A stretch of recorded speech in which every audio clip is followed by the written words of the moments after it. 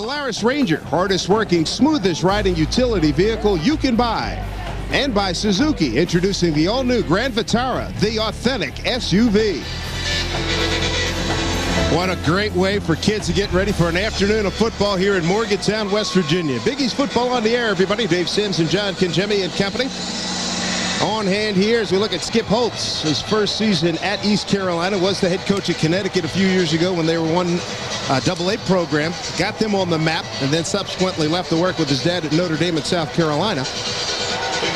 And Rich Rodriguez, who played Dusty Baker, he's got the wristbands on. Number 5, Chris Johnson. Outstanding coach, and he's got a team that he absolutely loves. No stars, great attitude, and they're in unbelievable condition. Pat McAfee going to get us going here as the Mountaineers are ready to get this thing going. Here's McAfee, and thanks for joining us, everybody. Big East football ready to go, and that goes through for a touchback. So McAfee, a freshman out of Plum, Pennsylvania, executes nicely. James Pinckney, a junior from Delray Beach, Florida, is on a pretty good pace right now. He's a 56% passer a year ago. He's at that same number right now. He's 7th in total offense in Conference USA. 6'3", second year as a starter. One of the things Skip Holtz told us last night, real conscientious in terms of staying within the system. They'll go, no huddle. 1st and 10 for the Pirates of East Carolina at their own 20. The deep back is Chris Johnson. He'll get the call. Turns the corner. Nice gain. First down and more for East Carolina. He got it out to the 33-yard line. Gain of 13. Jamal Adai knocked him out of bounds. As we look at these Carolina backs and receivers, you saw what Johnson can do. Veal is strictly a blocker. Same for Levesque, the tight end. Allison and Tillman are the guys they'll throw the ball to on a very consistent basis. Across the offensive line, it's been shuffled. The guy you want to watch, the anchor's the center, Captain Gary Freeman.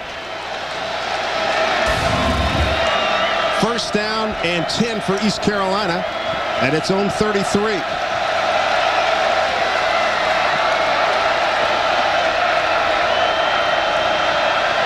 West Virginia showing blitz, and they get a nice surge to the 39, gain of 6. So Chris Johnson with the carry again. Eric Wicks makes the tackle as we look at a very good defensive line. Wilson, Hunter, and Dykes, all 290, 300 plus, can really jam up on your tackles. The linebackers are strong. Mark Magro gets the start today in place of Jay Henry out with a sprained knee. These guys are outstanding. McCann, Wicks, Aday is a leader, so is Lorello, and Mims is a shutdown on the corner. 2nd down and 4 for East Carolina. And now run to Johnson, breaks it back against the grain. He's got a first down for the Pirates to the 49-yard line.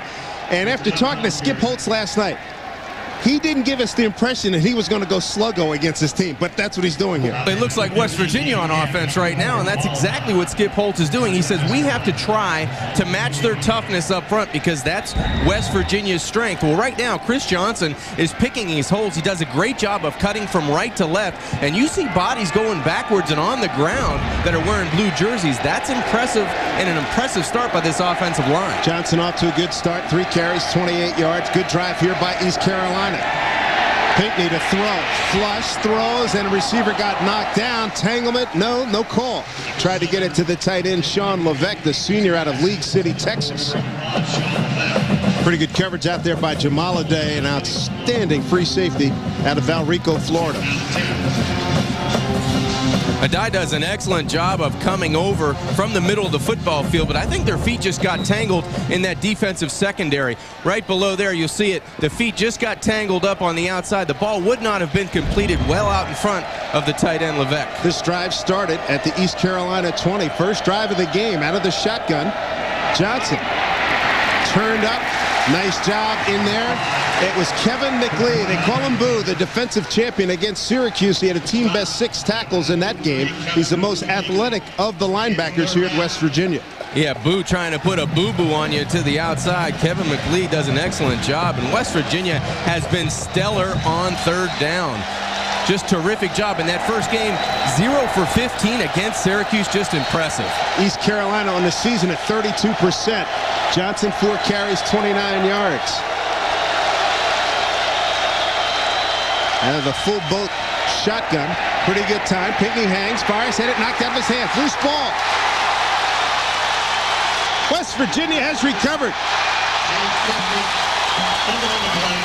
Jeff Nochel recovered it. The ball was knocked out of his hands by Kevin McLean. So Boo McLean comes up with a couple of big plays here for the Mountaineers. The Mountaineer defense did an excellent job of collapsing the pocket, but you have to have a clock in your head if you're the quarterback. You know you've got a certain amount of time before the pressure comes, and Mark Magro comes from the right side. James Pinckney never saw him. Terrific job of collapsing the pocket. Magro 53 will collapse the pocket. He's relentless, keeps coming after the quarterback, Pinckney. The ball's on the ground, and it's West Virginia 1st and 10. Nice job in there. Here's the Mountaineers taking over at their own 44. And they run outside with Williams. Williams takes a good lick as he gets down to the 41-yard line. Picks up about 3. There's Magro, who created that turnover. Casey Ross won the tackle. Here's Adam Bednarik. Missed camp last spring, had a rotator cuff surgery in December. He's the second cousin of Chuck Bednarik, the Pro Football Hall of Famer from the University of Pennsylvania and the Philadelphia Eagles. 2nd down and 7 at the 41 for the Mountaineers. And they'll run Williams again. Got nice running room. Good surge, and then he's pushed backwards. He'll be about 2 yards, maybe 3 yards short of a 1st down. Backs and receivers for the Mountaineers. You've seen Williams, Owen Schmidt. They'll go crazy when he touches the ball. Jallo is one of the outstanding wide receivers. So is Miles and Bailey. Miles has 11 catches, and Bailey has still looking for his first catch. Anchoring the line, Dan Moses. They've had a little bit of a shuffle too, but these are big, strong, angry young men on the O-line for the Mountaineers. 3rd down and short. Long count by Bednarik. West Virginia 40% efficiency so far in converting 3rd downs.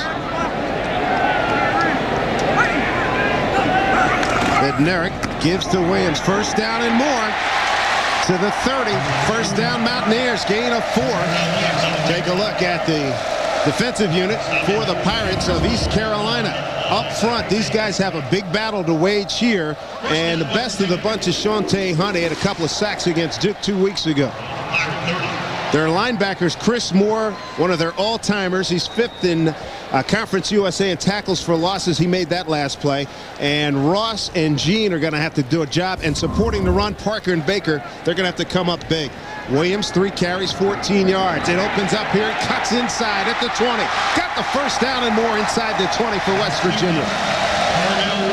And talk about sluggo ball. Here's Rich Rodriguez just turning the big people loose. This is what we're going to do. I know you know it's coming. Stop it. It's the last thing East Carolina wanted to have happen, a turnover that shortens the field for West Virginia. Last week, this defense gave up 407 yards on the ground, and last year against West Virginia, they gave up 479. They're being not real subtle as Jason Gwaltney's in. 2 tight end set, 1st and 10 Mountaineers at the 18. Gwaltney pushes forward, picks up about 2 running off a right tackle, but behind Jeremy Sheffey and Garin Justice. Tackle on the play by Josh Chilsom, a senior from Seffner, Florida. He's number 43. As we look at Rich Rodriguez, this is what they've done inside the red zone. Yeah, and he'd like to improve on that touchdown number. They'd like to get that up because once you get in, you have to cash in and score. That's the way you can get 14 and 21 points ahead in a game. 2 receivers top of your screen. Out of the shotgun, Bednarik.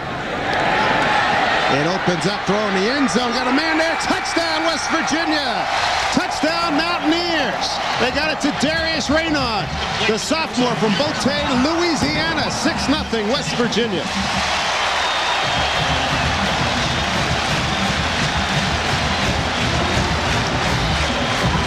Bednarik did an excellent job of squaring his shoulders to the line of scrimmage. Watch him attack the line of scrimmage and then throw a dime just perfect to Darius Raynaud, his 2nd touchdown of the season. A great throw by Adam Bednarik. Here's Pat McAfee for the point after. Perfect 10 thus far in the season. Mark up number 11. Timeout here at Mountaineer Field. They convert on a fumble. They put 7 on the board, 10-17 to go in the first, and it's West Virginia 7-0 over East Carolina.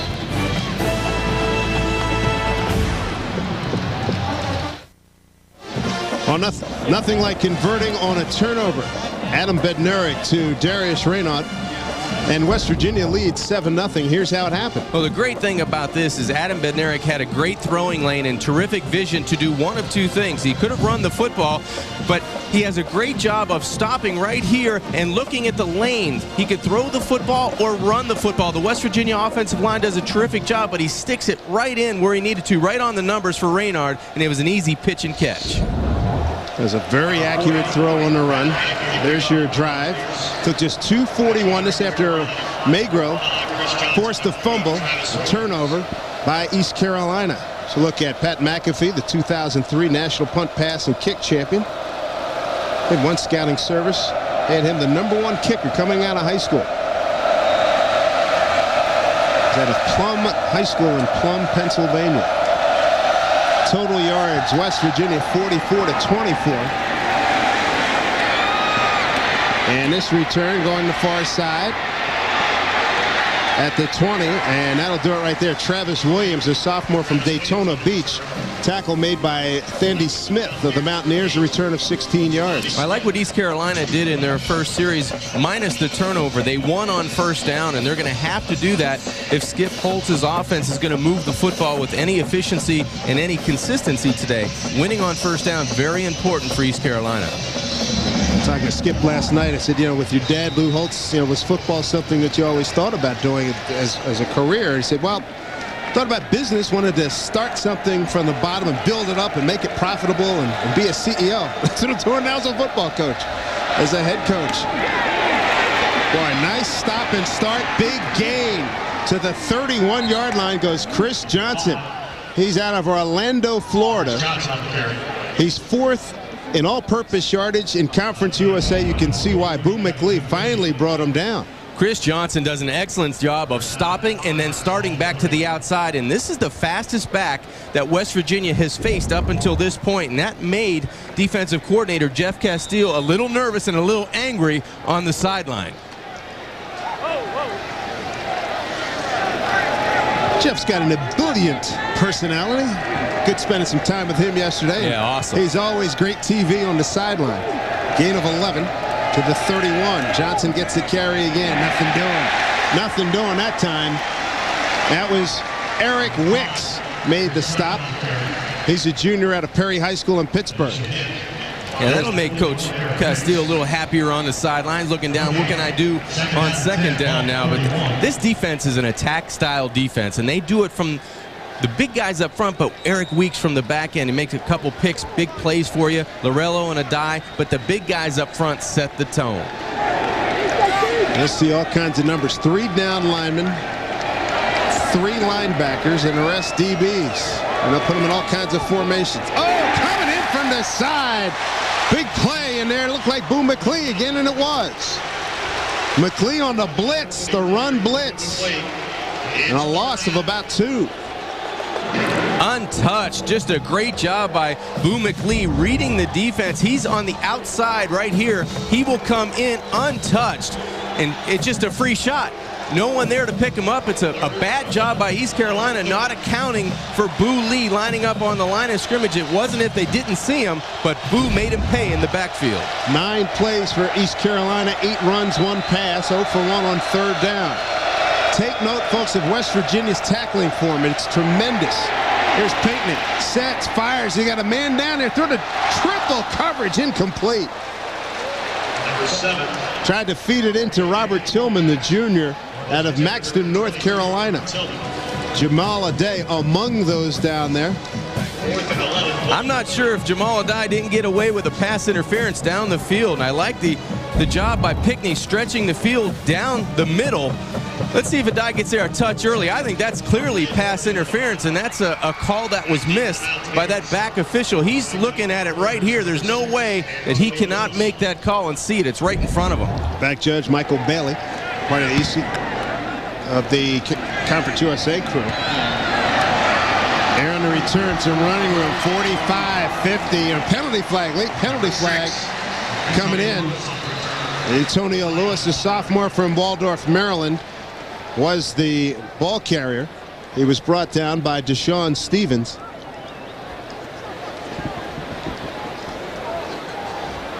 That punt carried 35 yards. Holding. Receiving team. That's a post-scrimmage kick. Enforcement will enforce 10 yards from the end of the run. Timeout. Gil Gelbke from Conference USA. 7-0 Mountaineers here in Morgantown, West Virginia. Today's game is brought to you by the best seats for every event. No tickets required. It only happens in one place, only Vegas. We're in Morgantown, West Virginia. Not that long a flight from Pittsburgh to Las Vegas. No, I'd like to roll the dice out there myself. West Virginia so far 7-0, and the Mountaineers taking over their own 27-yard line. Bednarik going to keep it and gets it out to Owen Schmidt. He's banged out of bounds. Owen Schmidt knocked out of bounds by Pierre Parker. Gain out to the 35-yard line. Picks up about 8. Parker giving up some weight there. Parker at 6 foot 207. Schmidt at 6'3", 250.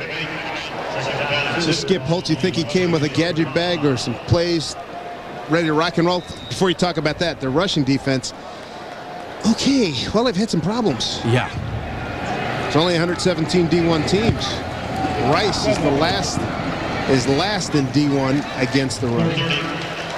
Josh Chilson puts the stop on Pernell Williams. And to this point, West Virginia leading 7-0. I would have thought that. Yeah, pretty even. And then East Carolina did a nice job the first couple times they had the football, running the football effectively. But West Virginia is going to pound you, and it's only a matter of time until they just wear you down. No question. 4th first down for the Mountaineers. Williams the deep back, 2 tight end set. Bednarik got a lot of time, got a wobbler down there. Yeah, it is. It's picked off. And he did lateral it. And here comes East Carolina. Parker looking for a block. He gets it. Parker down the sideline, and Bednarik takes him out of bounds. What a big play for East Carolina. The initial interception by Erodi Jean, the junior out of Fort Pierce, Florida. And as he was going down, it's like the Bears used to do that to Buddy Ryan. Hey, when did that lateral it? And that's what he did to Zach Baker. Great job of being alert by Zach Baker. Jean with the interception, and that gives instant energy on that sideline. But Bednarik sees the man coverage. He goes to his deep route on the Mountaineer sideline, but just underthrows the football. Great adjustment to the football and great alertness by Zach Baker to pick up the ball on the pitch.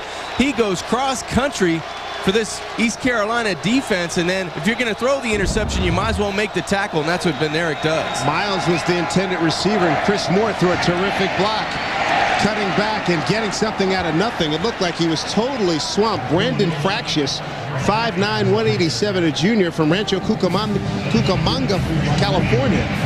And the tackle was made down there by Andre Wright. Nice gain there. That's a tough 2 yards he picked up. Well, Skip Holtz told us last night this team's going to fight. I don't know if we're as talented, but we will fight, and we will do what we can to stay in the game early.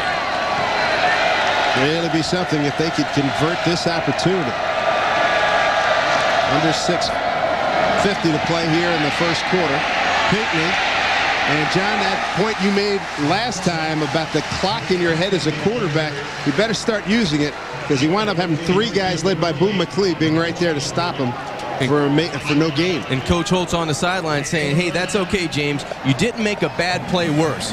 You know, you came back, you looked right, didn't like it. You looked left, didn't like it. Okay, tuck it and run, get what you can, but don't turn the football over, and he hasn't done it all year long. Here's what East Carolina has done to this point. Ought for 2. 2 receivers, top of your screen, 2 at the bottom. They rushed 4. He didn't see the blitz coming, and then he got hit from the backside. Lorello was coming from the front, and then it was Johnny Dingle closing it off. Johnny's a sophomore out of Miami with the Booker T. Washington High School. Mike Lorello's an excellent blitzer. Jeff Castillo loves to put him on the edge and bring him from the outside because he's got great speed and a knack to get to the quarterback. That time, he comes in untouched, and as you said, Johnny Dingle finishes the quarterback pick-me-off. So Ryan Doherty, his first appearance, two-time All-Conference USA performer. Last year averaged 41.8, this year at 40. Anthony Mims returned a couple of punts so far this season for an average of just under 8 yards a pop. Ryan Doherty's a junior out of Orlando. Try to get it down the middle. They might get a good bounce, and they can down it inside the 5 as it rolls to the 2 to the 1. Well done. Ryan Doherty with an outstanding punt. Got it inside the 2 at the 1 yard line, a 39-yard punt. Field position, a win for East Carolina, even though they didn't convert on the turnover. West Virginia by a touchdown.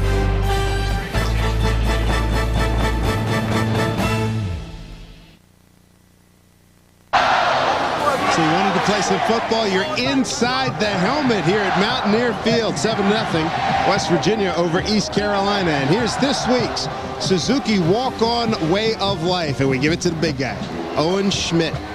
Wisconsin River Falls, he transferred out of there, and last year playing on the scout team, Richie Rodriguez said he was killing our #1 defense. Yeah, and Richie Rodriguez has a soft spot for those walk-ons because he was in that position once before. Mountaineers take over after the Doherty punt pins him inside the 1. Good tackle. Good tackle on Williams. That was Pierre Parker. Parker, the free safety, came up and stuck his nose in there. Nice play. Maybe a gain of a yard. That is the perfect example of how to stop the run. Pierre Parker comes up with about 5 yards head of steam and just drills the running back. Just a great job on Pernell Williams. Nowhere to run the football. No gain on that play. Miles will be at the top of your screen. Bednarik to Schmidt, and he tripped over the leg of one of his offensive linemen, Jeremy Sheffy, the right guard. Pretty good stalemate in there with Fred Hicks and Shawntae Hunt. Good job by East Carolina up front, just trying to establish the line of scrimmage and win the battle at the line of scrimmage. No lanes to run the football, and I'd be very surprised if West Virginia doesn't try to attack him through the air here on 3rd down. They run the blitz. Bednarik, it opens up, and then he's taken down. Another fine play by Fred Hicks. Ball is fumbled down there, and East Carolina may have made a break for itself. It is East Carolina football. East Carolina, and Bednarik looked like he is hurt. He's down on his back at the 5 yard line. But that has quieted the Mountaineer Maniacs for a moment. As Adam Bednarik on his back. They spread you out, West Virginia does, on 3rd down and try to run the quarterback draw, and there's no running room up the middle. Terrific job filling the gap. Looked like 95. Fred Hicks comes in, fighting off the offensive lineman for West Virginia is a tough enough job, then finds the quarterback and jars the ball loose. East Carolina gets the ball. Great job of getting off the block of 72 John Bradshaw, and then the ball is loose. It's on the ground.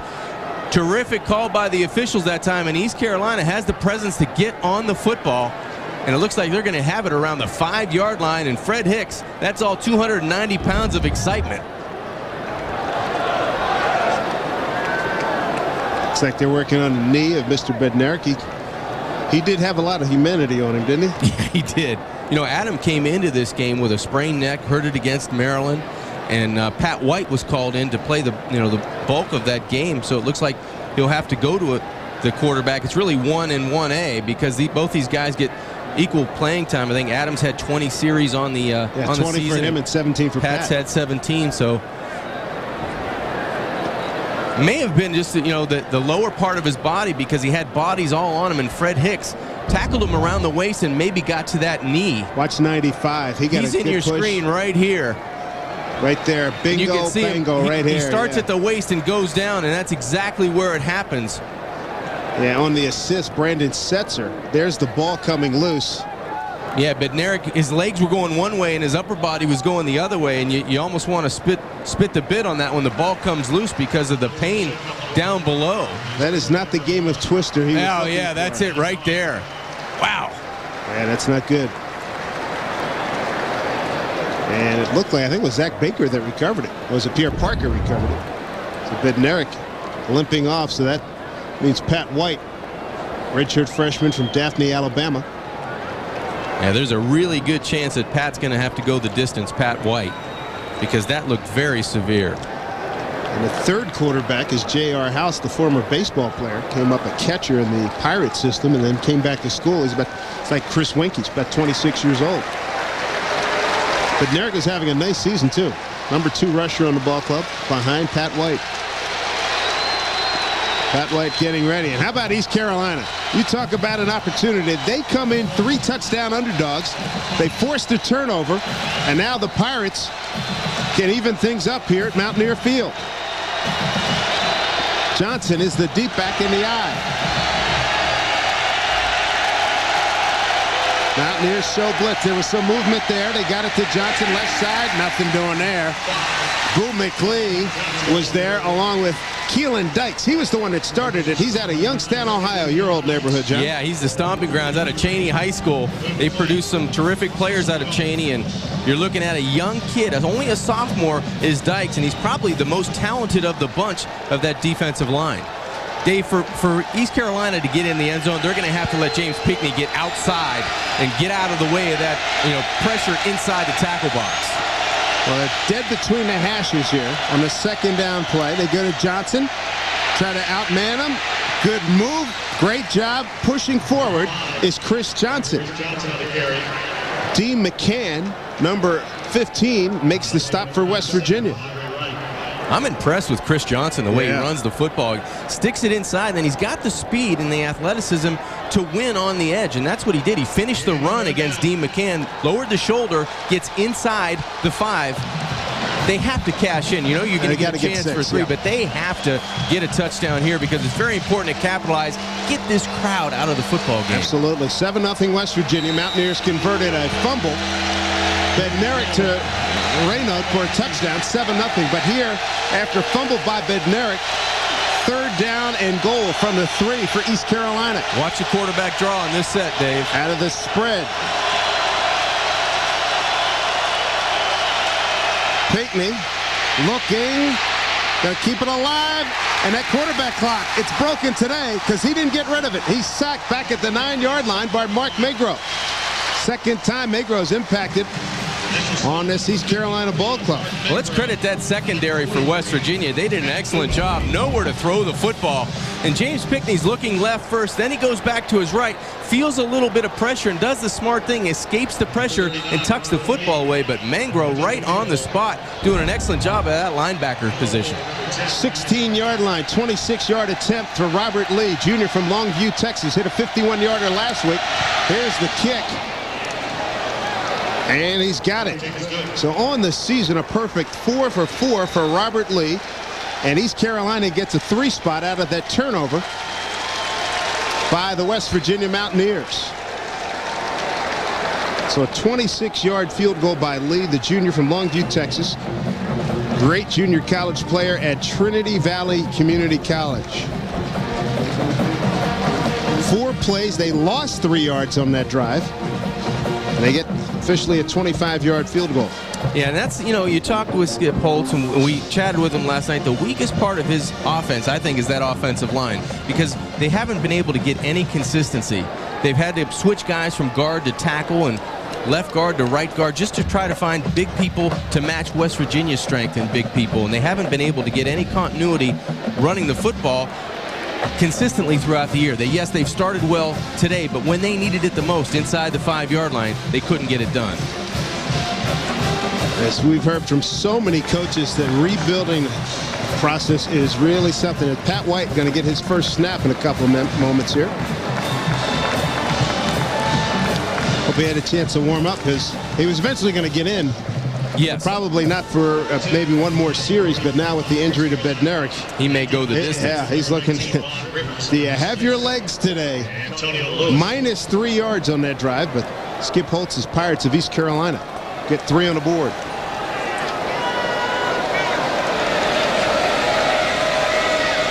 It's going to be Ryan Doherty to kick off. Antonio Lewis is back there. High, short kick. One of the up guys, fair catch signaled and made 26-yard line. So a fair catch. Charles Pugh makes that fair catch. That's a good job. That's well coached on special teams, because we were talking about East Carolina at the beginning of the game, Dave, you and I off air, saying what could they possibly do to get in this? Maybe it's a flea flicker. Maybe it's a onside kick. Well, a pooch kick as well. Try something different to catch West Virginia off guard. Well, West Virginia special teams that time, they do the smart thing, get the fair catch. One play can make a difference. 2:14 to go here in the first quarter. Mountaineers lead at 7-3. Pat White, his first appearance, redshirt freshman from Daphne, Alabama, 57% passer. And they run across the 30 on the far side. Owen Schmidt gets a chance. Here's Bednarik getting his knee iced down. So he's in some pain. Chris Moore made the tackle for East Carolina. He's had to endure a lot. He had shoulder surgery on a rotator cuff in December, missed all the bowl practice, missed spring practice, comes back strong and healthy, and now he's on the shelf again. This 2-quarterback system's been very successful thus far. This after 3 years of outstanding quarterback, Rasheed Marshall. Williams with room up the middle. But I tell you, Skip Holtz said that his club, was physical to a point. But I tell you what, there was a big lick laid on there by Chris Moore, one of the captains for East Carolina, number 40. Well, Skip can't make his team any bigger or stronger, but he can make sure they get on the right spot on the field. And that's what this defense is doing so far. They're getting to the right spot with aggression. Left knee sprain for Mr. Bednarik, doubtful. They have next to his name as to his return. 3rd down and 4, White a lefty. And he gets it out to Colson. First touch out of bounds after picking up the first down at the 48-yard line. First down Mountaineers. Run out of bounds by Zach Baker. Penalty flag on the play coming in late.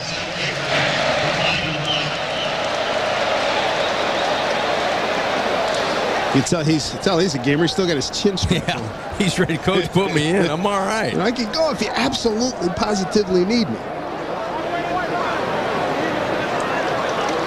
After the play was over, personal foul, number 40 on the defense, hitting a player in the head, 15 yards from the end of the run, first down.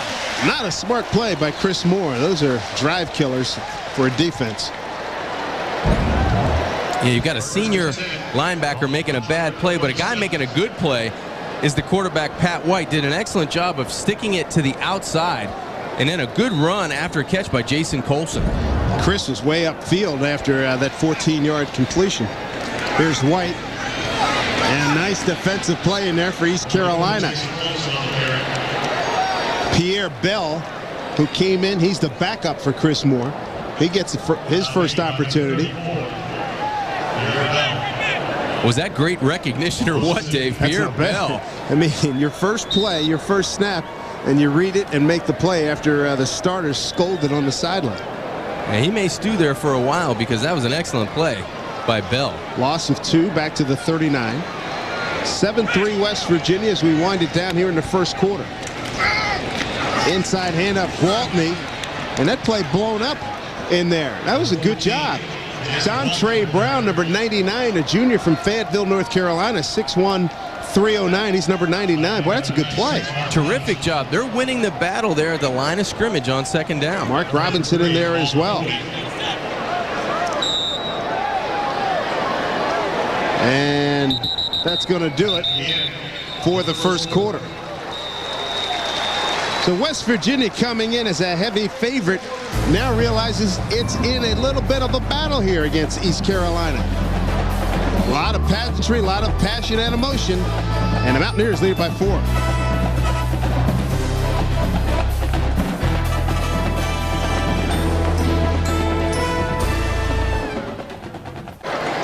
A river runs through it. 10-point toss-up to John Kinjemi. That river would be Monongahela. I hope you're right. I hope so too, because the cards and emails will be out. Here's what West Virginia does: the predominance of the run game. The numbers bearing it out right here. Start of the second quarter.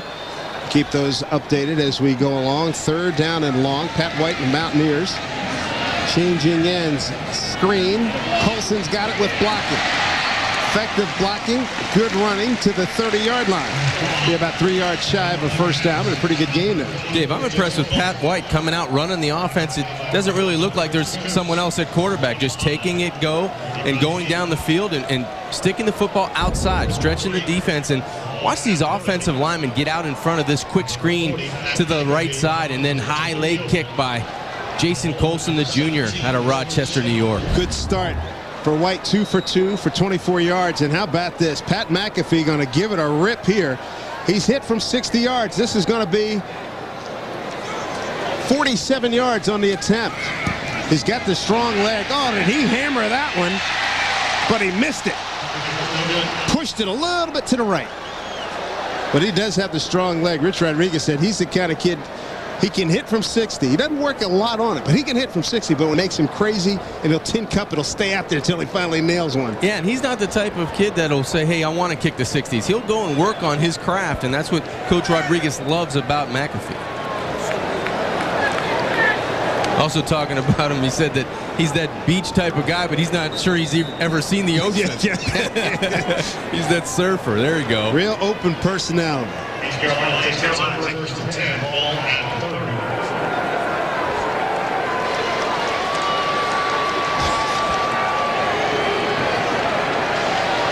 First and 10 from the 30. New quarterback for East Carolina. And there's a fine tackle on Chris Johnson.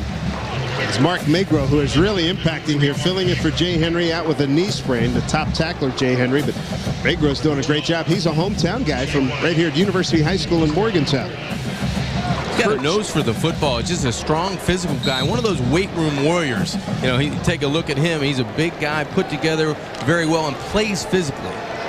So Court Schenkweiler getting a chance here at quarterback. He also doubles as a fullback as well. Greenville, North Carolina.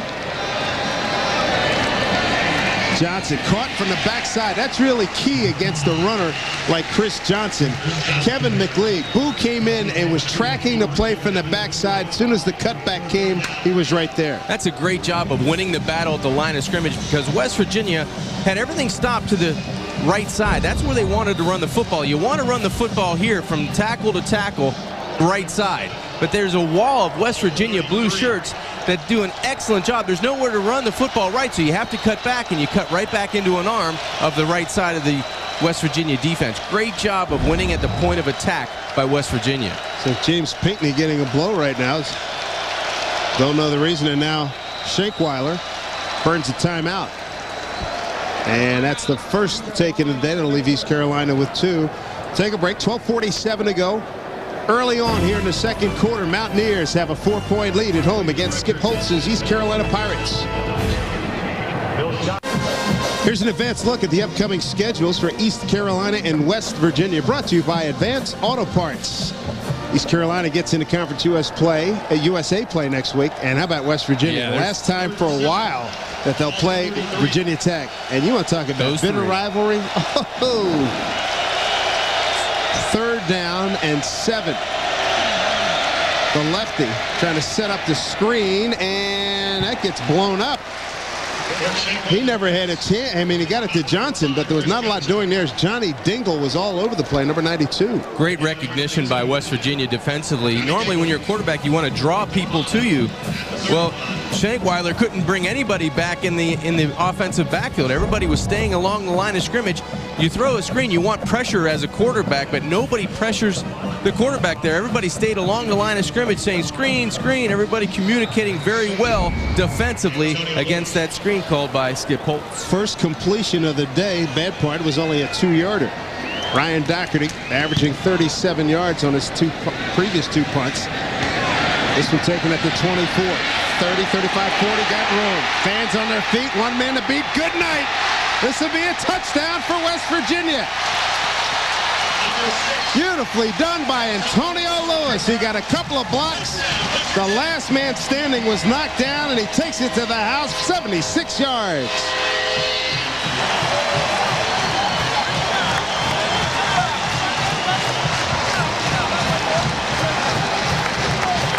Boy, Doherty got off a 41-yard punt, John, but it wasn't enough. Yeah, special teams doing an excellent job getting a hat on a hat, and then it's just pure speed to the outside. One man to beat, only the kicker. Antonio Lewis goes in for 6 for the Mountaineers. He started the game 38-yard return against Wofford 2 weeks ago, and now he gets in for 6.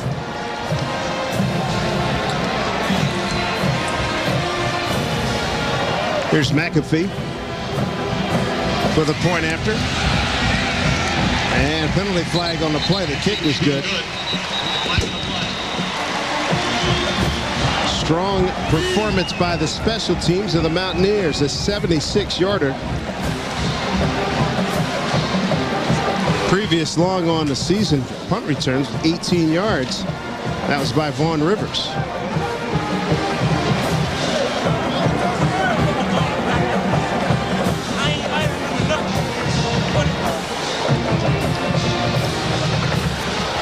Offsides, number 92 on the defense.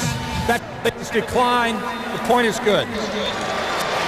So that point will stand 14-0 after the 76-yard punt return by Antonio Lewis, and the Mountaineers get a little separation from East Carolina.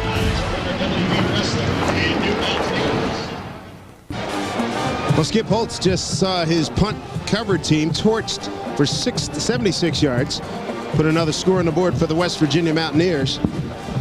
And a big question mark now is who's going to be the quarterback? James Pinckney, the starter, or Court Shakeweiler? Will he get another shot here coming up? I think James Pinckney is going to come back into the football game. And as we see the quarterback on the other sideline walking a little bit better, Adam Bednarik, he was hurt early in the first quarter. That left knee taken down very awkwardly.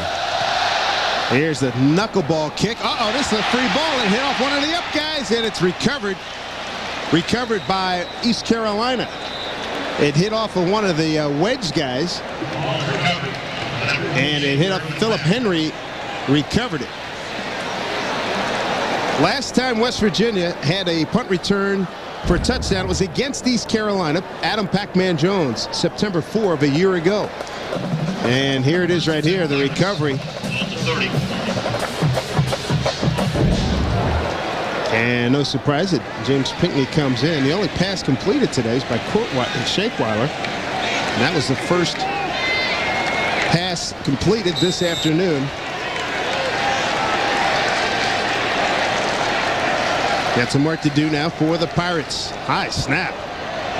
And they give it to Fractious. And he picks up a yard, and that's it. Fractious out of Chaffey College, Rancho Cucamonga, California. It seems like East Carolina needed, when they were knocking on the door when they got that turnover, Dave, they needed 6 points because all the steam was really out of their confidence right now. You see the linemen had some confidence. They were moving the ball on first and second down. Now this West Virginia defense is slowly starting to take over the game. This is where they can start to size and bulk can start to take over, and that's just a mismatch. That had no chance. Nochel finished it off, but it was Ernest Hunter and Magro that started it by plugging up the hole. There was no room to go. Very tough to stop and start against this West Virginia defense because they are so fast and so quick to the football. They do a great job of pursuing and finding the football. Morty Ivy's in, the extra linebacker. Look at those numbers right there as you look at Eric Wicks. 3rd down and 8. Pinckney in trouble. Gets rid of it, completes it. That's good for a first down. And he completes it the first time we've seen Andre Allison get a touch, John. Here it is, 10:24 to go here in the second quarter, and we finally see Andre Allison, their leading receiver. Glad you could join us for the Big East Football Conference Game of the Week. Glad to be back in Morgantown, West Virginia after being away for the last couple of years. We'd seen the Mountaineers on the road the last 2 years. Dave Sims, John Kinjemi with you in our Big East crew. A couple of turnovers have loomed large in this game. West Virginia converted the first one into a touchdown and then a punt return by the Mountaineers. 14-3 the score right now with 10-10 to go. Second quarter, Pinckney outside and fighting through and staying on his feet. Everybody is oohing-eyeing on the hit, but Andre Allison kept the play alive and got a couple of more yards out of it. D. McCann with the first lick. McClee cleans him up. Great job of going back to your playmaker. We talked about Andre Allison in the open, saying he's the big play threat. Well, he does a good job of keeping his balance. But then he fights off D. McCann's, and he fights off another would-be tackler. Great job of almost getting the first down out of a play that should have picked up maybe 2 or 3 yards. Andre Allison, yes, indeed. He's among the best in the nation. Yards per game, number 3. East Carolina and Mountaineer territory, and then there had been some offensive line movement here. A situation like this. Snap, number 70 on the offense, false start, 5 yards, remains second down. Chris Sellers, the senior from Newport News, Virginia move. It's all about poise now. You're a heavy underdog, you're on the road, you're down 11. Those kind of plays are, just take the momentum and just squeezes it right out of you after getting a couple of big pass plays. Yeah, it's a work in progress for East Carolina offensively. They're going to have to do something to get something a little easier, and the way they do that is maybe a pump and go to the outside to Andre Allison. You have to get the ball in the guys, the playmakers, and he's one of them. Second down and 6. East Carolina at its own 47. High snap. Reverse screen back the other way. Oh, what a block. Did you see that? 79 got a shot at D. McCann. Oh, man, Guy Wimper. He pulled on that and just lit up D. McCann. That's unfair. Guy Wimper comes out. He's 6'6", 302 yards. Good job by James Pinckney getting the flow left and then coming back to the playmaker. There's the would-be pancake, but D. McCann's would not go down. A lot of credit to D. McCann for staying on his feet. What a shot. Look at this. It's a free one, too. Here comes the train on the outside. Guy Wimper puts the wallop on D. McCann on the outside. Allison's got 3 catches for 25 yards, all in the last few minutes here. Big third down play. Johnson driving. I don't think he got it. Let's see what. Yes, he did get it. There's the spot. It was a good spot. Johnson going to have the first down for East Carolina. Ernest Hunter makes the stop with Mark Magro. That's the difference in a game these days when you get big people that can run like Guy Wimper. And there's a difference in the game right here when there's a time you have to just stick your head down and get what you can. It's 3rd and 1. Chris Johnson knew that and did a great job, and Guy Wimper does an excellent job on the outside. Dave, there's always a time in the game where you got to take a shot. I think this is the time you take the shot. I agree with you. 9:35 to go.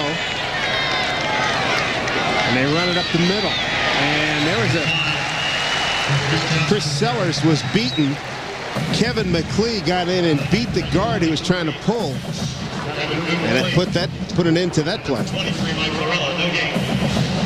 I just like the matchup on the outside with Andre Allison going against D. McCann to the short side of the field. If you can just get him in a man-to-man situation or something close to that where you can get a jump ball to the outside, and Skip Holtz would love to get it to his playmaker on the outside. Let Pinckney get back and fire one down the field. Chris Johnson so far, 13 carries, 45 yards. That's a 3.5 per attempt. 2nd and long. Pinckney pumps. Now lets it go down the sideline into double coverage. Broken up by Jamal Adai. Tried to get it in there to Allison. Jamal Adai, the senior from Valrico, Florida, broke it up. Coming in, he was coming over from his free safety spot. Great discipline by D. McCann, the corner. We saw Guy Wimper lay a block on him, but right here he shows great discipline to the outside, the out, and then the up. Lorello's got him low, but D. McCann plays right field on the play, goes right up, and then he gets help by Jamal Adai. A big push on Andre Allison on D. McCann, trying to fight for the football. Wasn't called. Should have been offensive pass interference, but credit D. McCann. Terrific play. East Carolina's had the ball twice as much than West Virginia, but the Mountaineers lead at 14-3, and there's a jailbreak there. Looks like it's going to go against East Carolina. Chris Sellers moved Prior again. to the snap, false start, number 70 offense, 5 yards, down. So Chris Sellers having a tough go here.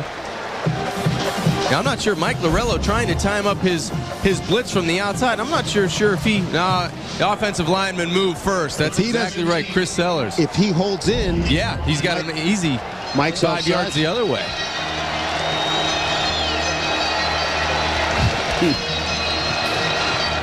I like the way Chris Sellers was thinking, though, Dave.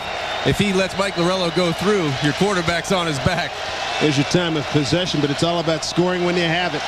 And West Virginia's done that. Ops shovel pass with a little room. Staying on his feet. These East Carolina ball carriers are doing a real nice job. They're taking some big licks. And Robert Tillman gets that pass. Morty Ivy brought him down. Terrific job of keeping the legs going. And all these East Carolina offensive running backs have been doing a great job of, after the initial hit, getting another 2 or 3 yards. And a nice play set up by the quarterback. Pickney brought everybody to him. And then Robert Tillman, another one of those guys. Coach Holt says we got to get it to Allison or Robert Tillman and get Chris Johnson involved. Those are the 3 playmakers. Here's Doherty with the punt. Last one turned into a 76-yarder. Boy, this one right up the silo. Can he get somebody down there? And he kicked it into the end zone. Great hang time, 4.9 seconds hang time on a punt that went 42 yards. We'll take a break, 7:56 to go here in the first half, and West Virginia leading at home by 11. That's right, we're a couple of days into fall here in Morgantown, West Virginia. Family weekend, full house here at Mountaineer Field in Morgantown, West Virginia. And time now for a look at our Hyundai Cool Facts. And look what happened last time these folks got together about 55 weeks ago. Wasn't pretty for the Pirates. Some serious yardage, almost 5 Bills on the ground. They run a reverse, and it's well set up. Coming out of near side, Pat White throws a nice block. Darius Raynaud, who caught the touchdown pass, the first score of the game. Big gain there of 20 yards. Travis Williams makes the stop. Nice play call on first down by Rich Rodriguez. Gets the flow all going to the left side, and then he gives it back to Raynaud, who has some speed on the outside, and you like to see the quarterback out in front making that effort to get the block. Yeah, but John Kinjemi's later. Is John Kinjemi leading that play if it's called like that or what? I don't know if it was that fast to get out in front of that one. Oh, pick and choose your spot. That's exactly right. There's your rush totals. West Virginia doubling up here. Ron Purnell Williams up the middle. He's out of Jefferson High School. Let's give credit to East Carolina up front, the defensive front. I had the feeling this was going to be one of those sluggo games where you're just going to line up and just try to run the football between the tackles. But this defense is playing well. Second down and a long 9. Williams 8 carries, 32 yards.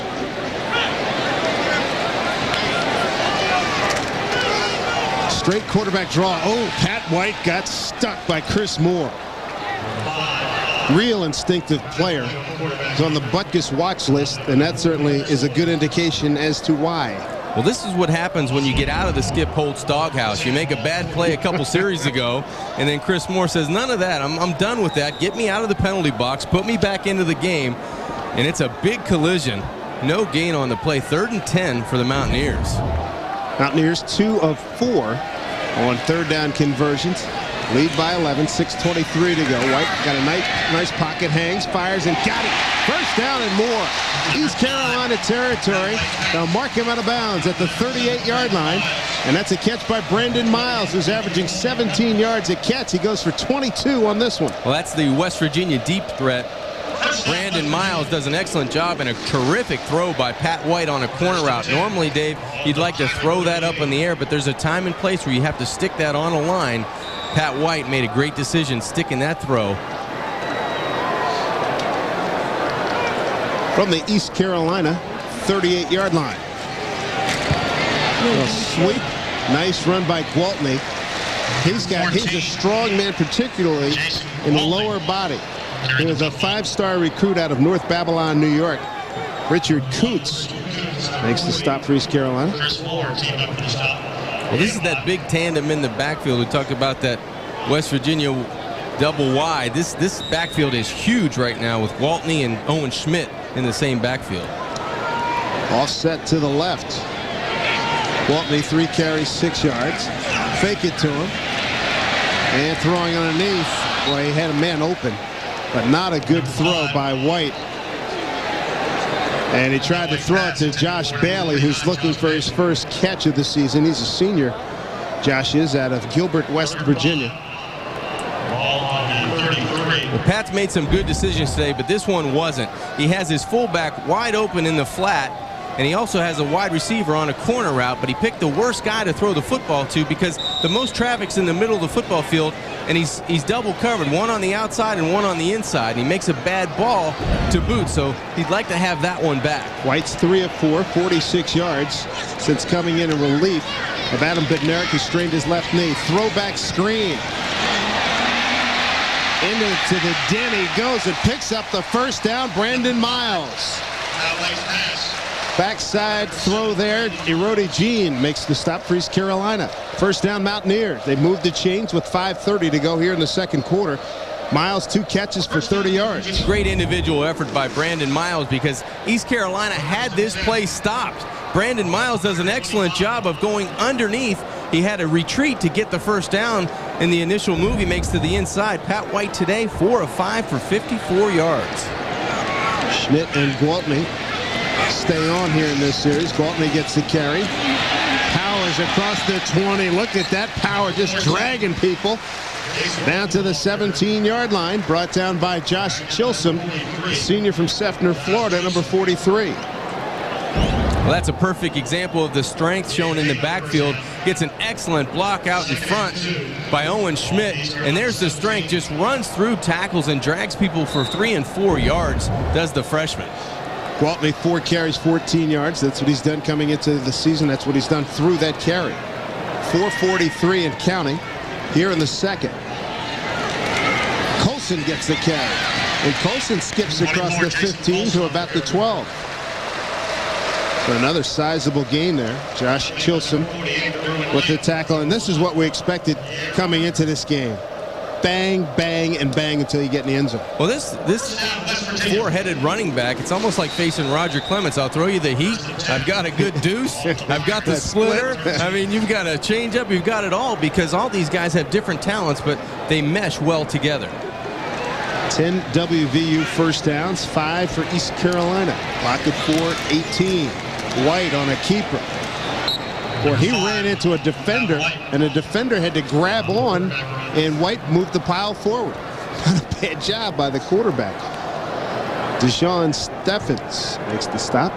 Yeah, you have to worry about all the running backs that West Virginia bring out, but then Bednarik and Pat White, they're number 1 and number 2 in rushing and leading the team, and White's led the team with going into the game 189 yards on the ground. And a lot of touches. Wouldn't be surprised to see Mr. Schmidt get a little play here. Second down, 7. Just outside the 10. White got all day. Man, touchdown! Brandon Miles. 20-3 West Virginia.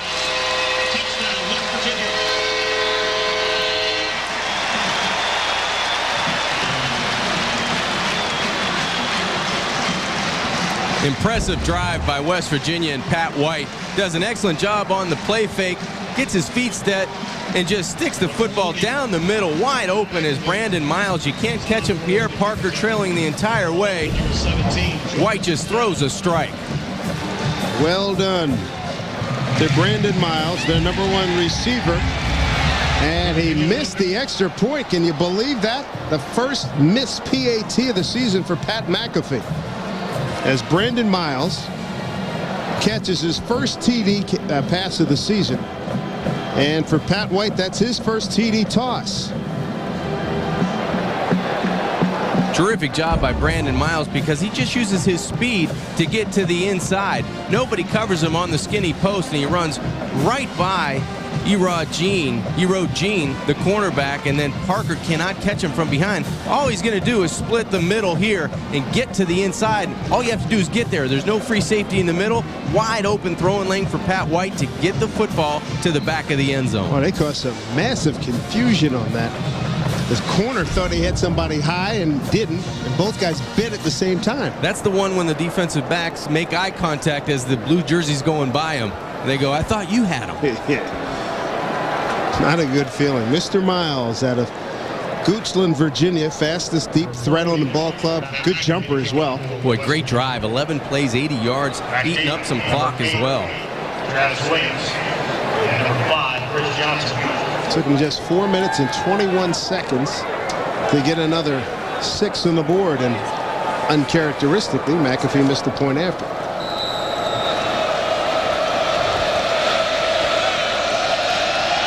McAfee hooks one, and that is out of bounds. Boy, that's a bad couple of kicks there for Mr. McAfee. Misses a PAT and then hooks one out of bounds, so that'll get the ball out in really good field position for East Carolina. We have a kick out of bounds, untouched by the kicking team.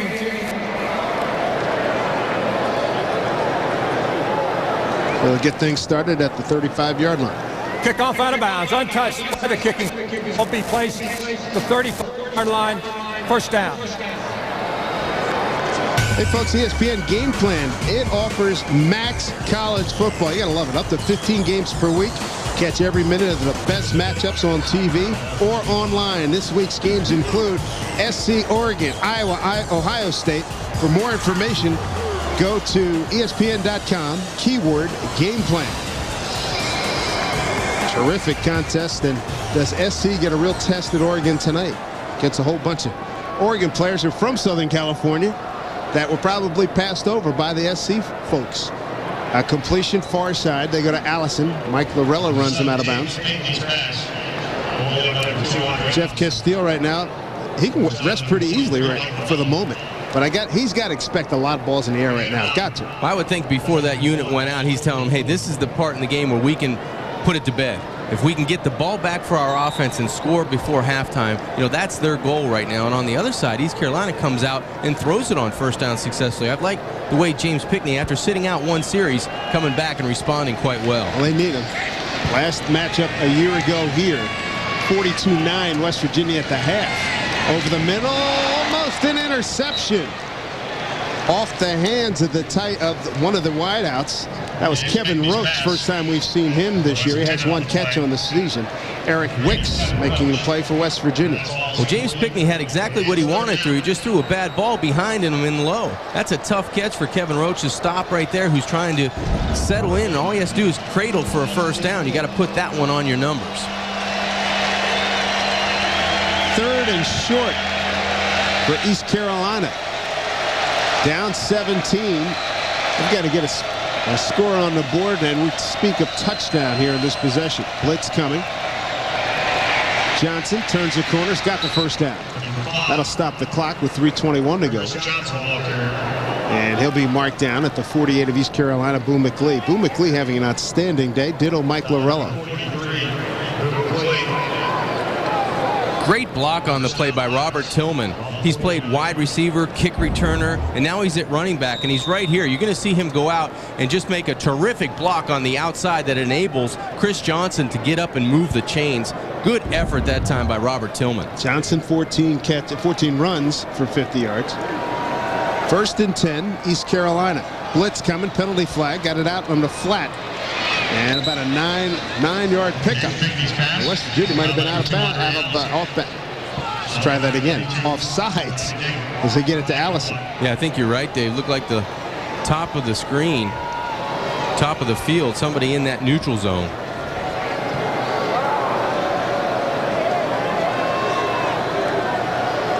Give me your impressions of this West Virginia team. Project ahead as we start thinking about Big East play. We'll do that right after here. Offside. Defense number 23. Penalty is declined. 2nd down. Gil Gelbke, the referee today. This West Virginia ball club to this point, we've seen almost 30 minutes. I like the aggressiveness of West Virginia as we take a look at that last play. Look like Mike Lorello on the top side of the screen just gets into that neutral zone. He's offsides on the play, but I like the way they play, especially defensively. They're going to turn the football over for that offense. 1st and 10. East Carolina at its own 41. Johnson gets the carry, finds some nice running room to the 35, picks up 6. East Carolina, yeah, the score may not show it, but they've played a pretty good game. They just didn't cash in when they had the opportunity. Yes, they did get 3, but they needed 6 points or 7 points on the board. Now they get something before halftime. It's a football game. Good numbers there for Chris Johnson. 1st down for the Pirates. West Virginia rushes 4 on the delay. Give it to Johnson. Good stalemate on the outside. Good block by Allison. Locked up his DB out there and allowed Johnson to swing around. Stay with us at halftime. We will recap first half action. It includes a long punt return. Take a look at the plays of the week from our college football studio and stats and highlights from our first 30 minutes. Andre Allison, Robert Tillman, James Pickney, and Chris Johnson. Those are the 4 guys on this offensive team for East Carolina that can get it done. They can play pretty much anywhere. There's Andre Allison on the outside and Robert Tillman and quarterback James Pickney. Those guys are the ones that have to win this game on offense. 2nd and 3. Pretty good protection. Double clutch. Gets it outside. Got the 1st down. Stops the clock. Inside the 25 to the 23-yard line. He got it to Johnson. Mike Lorello covering for West Virginia. James Pickney did an excellent job of not forcing the football on that play. Has not thrown an interception to this date, and he did a good job of not pushing the football down the middle. You're going to watch him recoil a couple times. He's going to say, I don't know if I can fit it in there. And at the last minute, he goes to his outlet receiver, Chris Johnson, who's standing by himself on the sideline. Good decision by Pickney. Pickney 7 for 11, 56 yards. He's got a 1st and 10, 23-yard line. A bubble screen. Johnson got a halfway decent block and a better tackle. And that tackle by Eric Wicks, junior out of Pittsburgh. And a 31-yard interception return for a touchdown at Syracuse in the opener. Well, you talk about West Virginia in the secondary. You usually talk about Jamal Adai and Mike Lorello, but the most athletic DB of the bunch just might be Eric Wicks. Does an excellent job of getting off the block and getting to the ball carrier. 2nd and 6. And they try to come back inside with a quick hitter. And Mike Lorello was blitzing on that play and brings down the ball carrier, Chris Johnson. 1:41 to go here in the first half. And a touchdown is critically important for East Carolina here. Yeah, great drive. They got the ball with over 3 minutes to go, and he did an excellent job, and Skip Holtz and James Pickney of moving the football methodically down the field, making good decisions.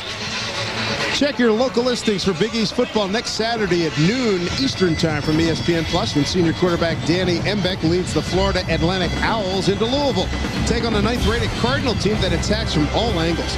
The Big East preseason favorite will try to protect a perfect season and keep it going as Louisville hosts Florida Atlantic Saturday at noon Eastern time from ESPN Plus. Check your local listings for that matchup. And how explosive is Louisville? Wow. Very. They can beat you in a lot of ways. East Carolina total plays. Johnson 3 receptions, 11 yards, 17 rushes for 66 yards, just under 4 yards a pop. They've got to figure out, they're in that offensive huddle, they've got to figure out how to get the football in the end zone. It's critical that they score 7 here. What would you do in this situation based on what you've seen, the capabilities and what they asked this quarterback to do? Well, what they've done a nice job is spreading people out on this drive. They've tried to run the football, but they always bounce it to the outside. You got to get the football to Andre Allison here. It's 3rd down and short. Allison and Tillman, I would work those two guys on the perimeter or up the hash. You look for Tillman. Allison he'll be at the bottom of the screen to Pinckney's left. He's guarded by D. McCann. 3rd down and 4. Blitz coming. Throw it behind in the hands of Allison. It would have been good for a 1st down at the 11-yard line. And they're going to send on the kick team. is incomplete. There's another opportunity for this offense and James Pickney to move the chains. Yes, it was a catchable ball, but you got to be able to come up with something here. You got to be able to make that catch. It's a tough catch to make. The ball's behind you, but in that situation, you're putting the brakes on anyway, and you're throttling down. The ball's behind you, but you're the best player on the field on your offense. You got to make that play. 25-yard field goal to his credit. Now Ryan Doherty will go from 34 yards, just inside the left hash. Kick's got plenty of distance, and he's on the board. So East Carolina's a penalty flag on the field. Thank goodness for Ryan Doherty. A couple of field goals here, but those were opportunities. Robert Lee, beg your pardon, it was Robert Lee. Robert Lee's excited right now. Number 7 on the receiving team, leaping. That's half the distance to the goal and an automatic first down. Wow, there's a break. So with plenty of time, 1:32 to go, East Carolina has a timeout remaining. So now they have another chance to get 6. And that's just a bad play, and they call it left side of the screen. We might be able to pick it up. Going on the back is right there. There it is, number 7, Brandon Miles, going up on special teams, and you can't do that. That's a no-no on special teams, and that'll make you itch if you're Coach Rich Rodriguez and trying to get the attentions of the officials on the sideline. Yeah, you can make an attempt by jumping up near, but you can't do it by propelling yourself off a teammate. Yeah, and I'm not sure if he got a good piece of his teammate and got up. That's what the official saw, and from Coach Rodriguez's standpoint, he didn't see the same thing. Color this opportunity golden for East Carolina. 1:32 to go. First and goal at the 8. Pinkney's got time, throwing, intercepted, and a smart play to keep it right there. Mike Lorello. Mike Lorello with a big play for West Virginia. The senior from Powell, Ohio. A knack for big plays. That's all they talked about yesterday. And if you've seen West Virginia to this point, it's not a surprise that Lorello makes this play. Lorello does an excellent job. Just plays center field. And actually, James Pickney threw the football right to him. No one in the screen. He had to get that ball over Lorello into the back of the end zone. That looked like Andre Ellison wide open on the play. That's today's All-State good hands play by Mike Lorello of West Virginia. And a bad throw by Pickney. And West Virginia's got 1:28 left on the clock and leading by 17.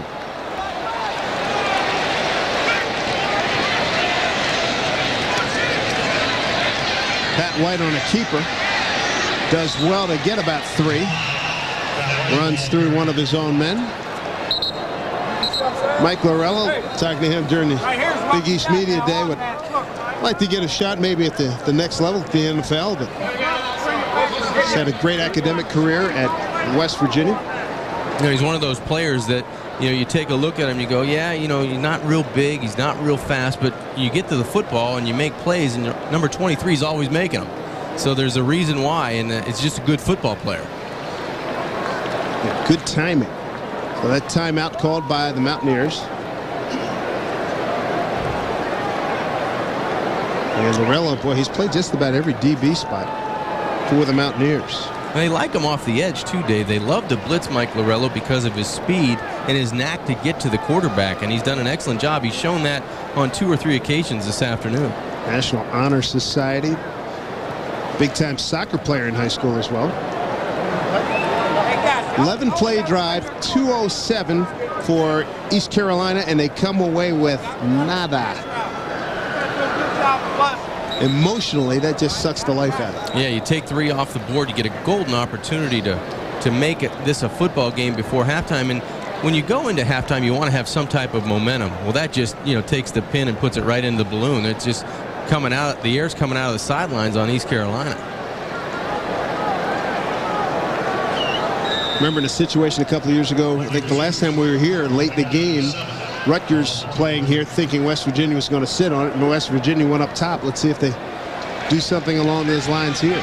It's almost from the same spot in the field. Indeed they do, and he's open. Poorly thrown, it's intercepted. East Carolina gets a life again. The interception by Casey Ross, and he'll take it back to the 36-yard line. That's his first pick of the season. And still an opportunity for East Carolina. We'll blow up the balloon again, Dave. I was wrong. East Carolina does an excellent job of playing center field. Pat White trying to stick that post in, and as you said, go for the jugular before halftime. Had plenty of time surveying the field downfield, just overthrows his receiver, and then playing center field in the back there. Did an excellent job is Casey Ross. First interception of the season, and then he does the wise things, gets down on the ground around the 36-yard line. That put some energy back into Skip Holtz. Darius Renaud was the intended receiver, and he was seriously open. Not a good throw by Pat White. Blitz coming, and I tell you what, they have that O-line spooked. Anytime they show that kind of late movement. What James Pickney needs to do is change up his rhythm and his snap count. Offsides, number 90, defense, 5 yards, remains first down. They got Warren Young, the junior from Ateville, Alabama. Anytime you feel like the defense is trying to get a running start, what you want to do is just change your inflection of your voice or change the rhythm of your count just to give your offensive lineman the peace of mind to say, I'm in control of the cadence, not them. Right. West Virginia's totally locked in on it. 3 penalties, both teams, 24 yards for West Virginia, 25 for East Carolina. Timeout remaining on the board for East Carolina. 1:05 on the clock. It's all about getting in the end zone here. He throws short and a nice catch at the 20. And what a surprise. Big play guy, Andre Allison. First down for East Carolina to the 14-yard line. Mike Lorello brings him down. Andre Ellison's impressive. He's doing a good job of catching the football and then running after the catch. That's one of his best assets. Great runner after the catch. And he wants the football on the sidelines. Feed the big man, feed number 2. And if I'm the quarterback, that's exactly where I'm going right now. Allison, a big play guy. Pinkney pumps, nothing there. Flush, throws. Oh, and he had Allison trying to shake free. He only has eyes for Allison. And boy, it's sort of a NASCAR connection, right? The Allison family, big in NASCAR. And this Andre Allison is from Kannapolis, North Carolina, where the late, great Dale Earnhardt hailed from. I like his attitude. He wants the football. He wants to get into that spotlight and make a difference offensively. And he's only a junior, too, so he'll have some time to mature and even reach higher goals. Just inside the 15 at the 14-yard line. 42 seconds to go. Screen and almost a pick. Can't ask for a better opportunity than that. That was Mark Magro, who has been all over the field in this first half, filling in for Jay Henry. And Magro, the hometown kid from right here in Morgantown. Watch this. I'm not quite sure how you throw this football, but great pressure on the outside by Jeff Noshel, and it really shook up the quarterback, and James Pickney. He almost hit his offensive lineman in the head if that ball doesn't get deflected by Mark Magro. See if they try to throw it in the end zone again. The last time they did it, threw it right to Lorello for the pick.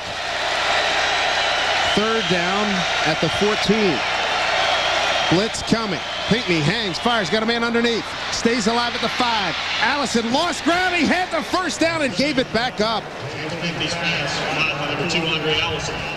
Jamal Aday makes the stop. Jamal Aday on the tackle for West Virginia. Now decision for Skip Holtz with the clock running at 18 seconds. Well, he's right in front of. He's led a lot of clock. Yeah, they're just going to kick the field goal. Yeah. They can't get a measurement. And he had a timeout. Yeah, I'm not so sure why he didn't take the timeout. Yeah. Boy, this is unusual. Holy mackerel. I would have thought take the timeout to at least think about it down there. Yeah, you're going to kick it anyway. So I guess they had already made their decision that they're going to kick it. It wasn't close enough to go for it on 4th down and using your timeout. So let's burn it all the way down. So this is the last play of the half.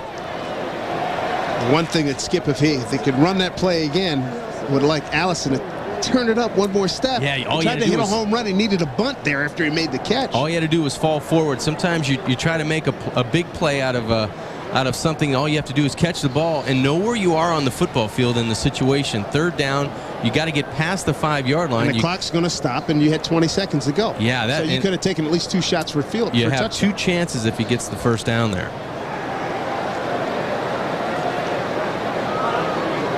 Boy, Jeff Castile, that defensive coordinator for West Virginia, has to be happy with his defense. Does an excellent job of getting these kids in the right spot and motivating these kids. And that's the one thing in talking with him yesterday. You know, he has a real passion for what he does, but he says, hey, my job's easy because of the way the kids react. Right, and the thing that Richie Rodriguez talked about too, Richie's in his 5th year. These are all his guys. The older players know the program. He doesn't have to do but so much policing here. Yeah, and that's not the job that Skip Holtz is in right now in his first year.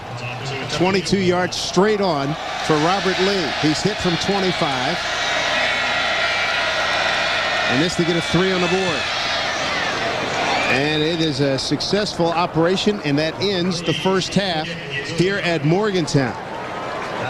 East Carolina comes in as a big underdog. That 20-6 looks like it might be a big blowaway. They've had opportunities that this could only be a 6-point game had they cashed in correctly. Well, Bednarik started the game and got it going with a pass to Renaud for the touchdown. Miles caught a touchdown from White. 20-6 as we go to halftime.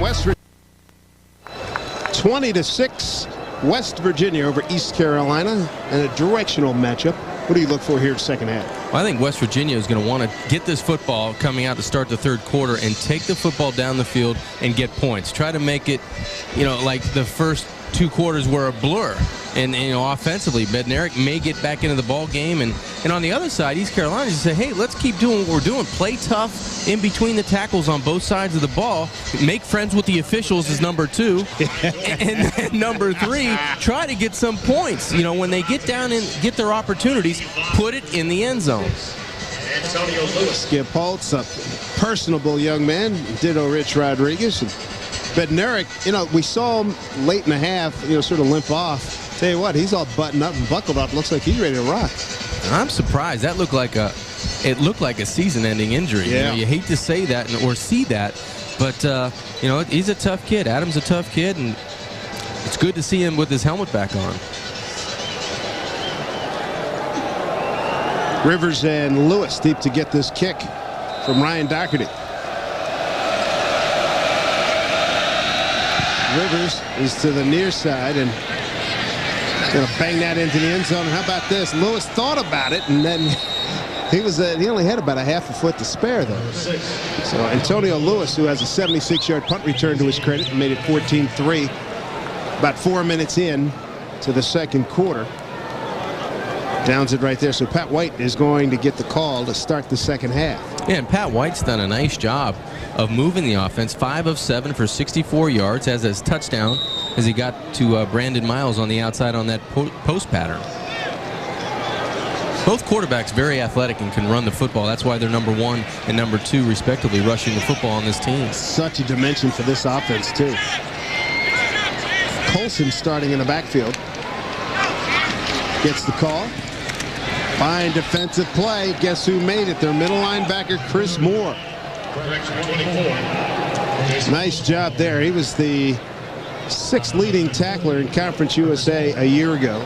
Led this ball club with 99 tackles. Well, Chris Moore is very instinctive, and you know, it's a challenge to play in that system because you have to fill into gaps, you have to fill into spots, and Chris Moore showing patience that time, and then shows you that burst to get to the ball carrier. Loss in the play of about 2 yards. Second down at 12. White, deep ball. He's got a man there. It's intercepted. Intercepted by Zach Baker. Didn't see Baker lurking underneath. Dave, this is a time where you need air on the football, and Rich Rodriguez just showed him that right there on the sidelines. You've got to take this football and throw it over the free safety, Zach Baker's head. This ball goes on too direct of a line. You got to throw it where he's going to be. It's almost like throwing it to center field. You want to hit the back judge with the football. And Coach Rodriguez told him the exact same thing. Get the football up, get some air on the football, and throw it over the DB, because the wide receiver has him beat if the ball can be put out another 10 or 15 yards in the air. Second interception for White. 4th turnover by West Virginia. 3 picks and a fumble. And again, another door opener for East Carolina. They'll start in West Virginia territory at the 44-yard line. Blitz coming. They run away from it. They go with Johnson. And as he cuts it back, he runs into a A little meet and greet party. Gain of about 2. Jamel Adai makes the tackle in there, number 4 for West Virginia. Good pursuit that time by the entire defense of West Virginia. It looked like Chris Johnson was going to make something happen, kicking it to the left side, but that pursuit and the speed of that Mountaineer defense, it'll catch up to you. And Jamal Adai, he's got some speed out of that secondary. Good stretch job, too. Stretch that play out to make it so when the posse can come for the rescue, everything's in order. 2nd down and 8 for East Carolina, trying to capitalize on an interception. Pretty good time. Pinckney throws, man open over the middle. That's a tight end, Levesque. 1st down, East Carolina fumbled the ball. Are they going to say he was down or what? And they're going to say he was down. Jamal Adai was there. Sean Levesque out of League City, Texas, his first catch. He had 6 catches a year ago. Check that, his 2nd catch of the season. Yeah, another junior college transfer. Good, solid throw and nice protection. That offensive line, great protection up front because great throwing lanes to sit in there nice and tall for James Pinckney, step into a throw, and Levesque gets walloped. But he was clearly had the football as he got down to the ground around the 26-yard line. So East Carolina, big underdog coming in, but they have a chance to make this a real tight ball game here. And they give it to Tillman. Tillman, not the biggest guy out there at 5'11". List him at 5'11". That appears to be generous. Eric Wicks, number 41, makes the stop for West Virginia. If I'm Skip Holtz in this offensive team right now, I've got to get the football to Andre Allison and try to get it to him in the end zone. You got to find a way to get the football to a guy who might be able to break a tackle and get it in the end zone. Andre Allison had a good first half, 7 catches, 68 yards. The one he'd like back was that 7th catch where he had to fall forward for a 1st down. He tried to make it into a big play, set up a 4th down, and they had to kick the field goal and let time run out. 2nd down and 6. At the 22, 23-yard line. Shovel pass not there. Pinckney takes it outside. Pays a big price. Jamel Adai was there. Eric Wicks with help. You saw that they tried to work that shovel pass underneath, and Jamal getting up slowly. 203 career tackles coming into today's action. West Virginia's defense has done an outstanding job. 3rd down defense, no question. But Pinckney today, 5 carries for negative 16 yards. Well, you may want to pick on Jamal Adai. He came up limping. He was at that free safety position. Probably see a blitz here as well. You do. They run it with Tillman. Denied. Not going to get there. Barely got back to the line of scrimmage. Tillman might be fresher, but he's not been near as effective as Johnson running the ball. And Ernest Hunter plugs it up. And Dave, he's light, 175 pounds. To get him through the tackles, you need a big crease. And there, Robert Tillman tries to move the pile, but West Virginia just too strong up front. Ernest Hunter, the guy in the middle, making the stop along with a couple friends. Here's Robert Lee. 25 and 22 yarders to his credit. This from 35 straight on. Nice job by the holder. Tees it up for him and he bangs it through. Ryan Doherty, the holder. Good job on the snap from Michael Yarton. So they're getting points on the board. They convert the turnover into a 3. And early on here in the 3rd, East Carolina, big underdog very much in this game. Down only by a count of 20-9.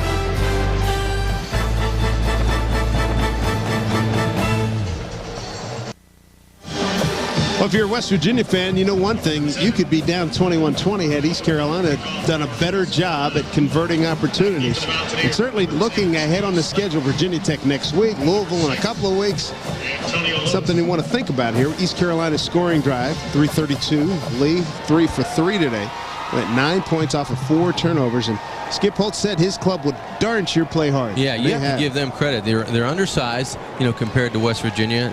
I think they have more athleticism, West Virginia does, than East Carolina. But their playmakers have hung in there, and their offensive and defensive lines have really played pretty well this game. And that's really the weak spot, was that offensive line. They've done a nice job trying to create some running room for Chris Johnson. 20-9 West Virginia. Here's Doherty on the approach. Pooches one high and short. Fair catch signal made at the 21-yard line. Made the fair catch, and I have to keep it right there. Let's take a look at the offensive summary of this game. And number 55, that's Bobby Hathaway with the fair catch. And how about West Virginia today? The turnovers are scary, 4 of them. Yeah, too many interceptions at the wrong times, and they haven't done a good job of making an opportunity into a good one. Last time Pat White goes back, has man-to-man coverage. All he has to do is throw the football out where no one can get it and just let his receiver run under it.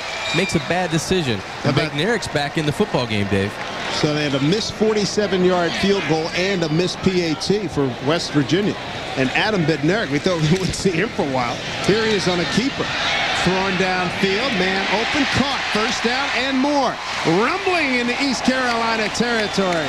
Talk about a tough guy. It's Josh Bailey on the completion. Bednarik, we thought he was done, comes back in and completes a big play for the Mountaineers. Pat White ineffective on the long ball, so they bring Bednarik back in, and you know he's a grinder. Yeah, this is a tough kid. I mean, look at him carry the half of the Syracuse defense in the opener, and then he makes the spin move against Maryland, cuts it back to the right side, and runs the football down for 10 or 15 yards.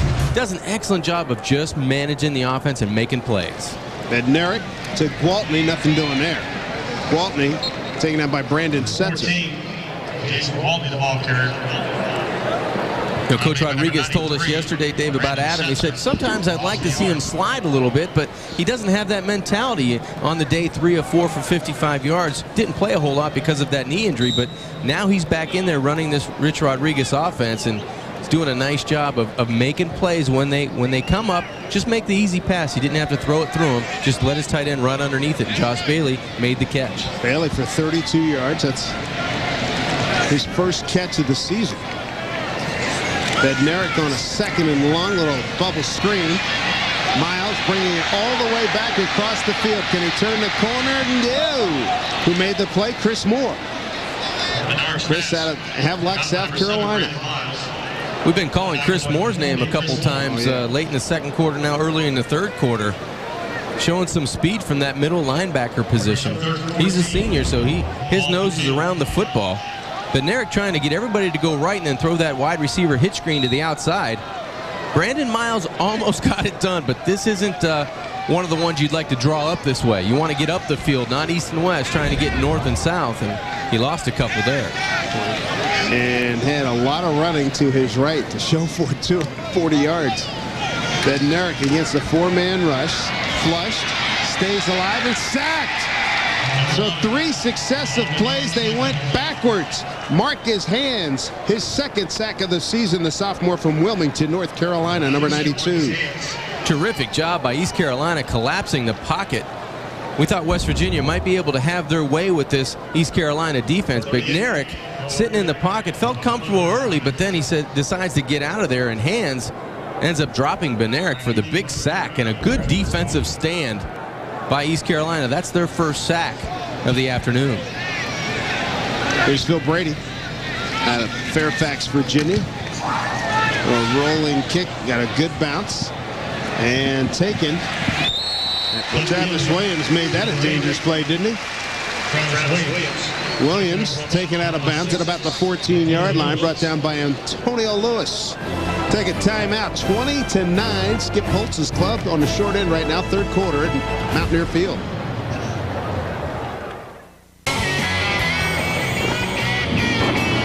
This season, catch all of the premier regional college football matchups only from ESPN+. Check the local listings for each Saturday's game and time in your area. ESPN Plus is the best source to follow your hometown team. The great Mountaineer himself here on the campus of West Virginia University. Mountaineers lead at 20-9. East Carolina has had 3 opportunities to get some touchdowns and come away with field goals. Pitt continues to underwhelm. But that loss at Ohio, that was really something. That was bad. Miami, a couple scores up on Colorado. Here's East Carolina starting at its own 15. Call it the 14.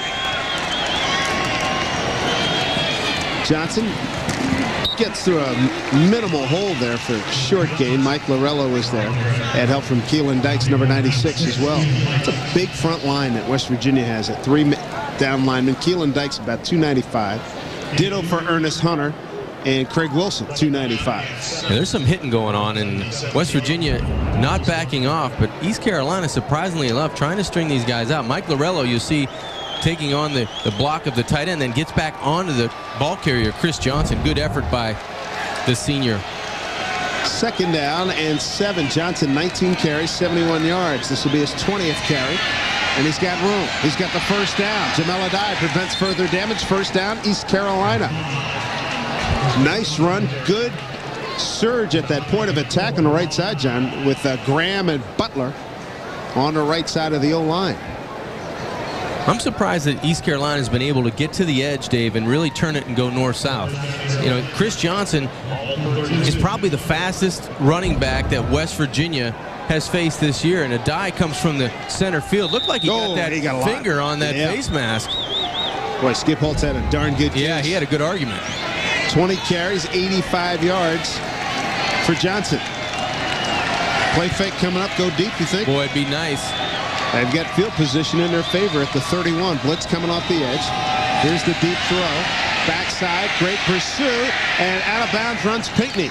Wonderful play by Eric Wicks. Came from the backside on the blitz and chased him out of bounds, number 41. Eric Wicks has got some speed. He came from all the way behind that play. Terrific job, the junior out of Pittsburgh, Pennsylvania, Perry High School. Great timing because he knows what he wants to do, and he's just coming and he's relentless. Just from the backside, he's going to run down a wide receiver, let alone a quarterback, and Pinckney did well to get out of bounds. Tell you what, on that look, you saw that Pinckney had nobody to throw to. Didn't seem like there was a particular urgency to get free. 7:03 to go in the 3rd. We'll try it again. Screen is set up. Boy, it's there. Good setup of the block. Johnson, like Barry Sanders, stops and starts, and he gets it up to the 39-yard line, and to come to a full stop and then get back at full speed in one step is unbelievable. Ernest Hunter. I think my knee hurts, Dave. Yeah, right? Just watching him. Watch Chris Johnson just stop and then start again, just going laterally to the outside 2 or 3 yards. That's remarkable. Terrific move by the sophomore out of Orlando. He's been impressive. I mean, they've only scored 9 points offensively, but there's been 3 or 4 guys offensively you can hang your hat on. Chris Johnson's a player. Total plays, East Carolina 52 plays for $189 total yardage. West Virginia 37 plays for 188. Big 3rd down here. A lot of time. Can't find anybody open. And Pinckney's going to be denied. Picks up didn't even pick up a yard. Got back to the line of scrimmage. McLean makes the tackle. Their receivers cannot get open.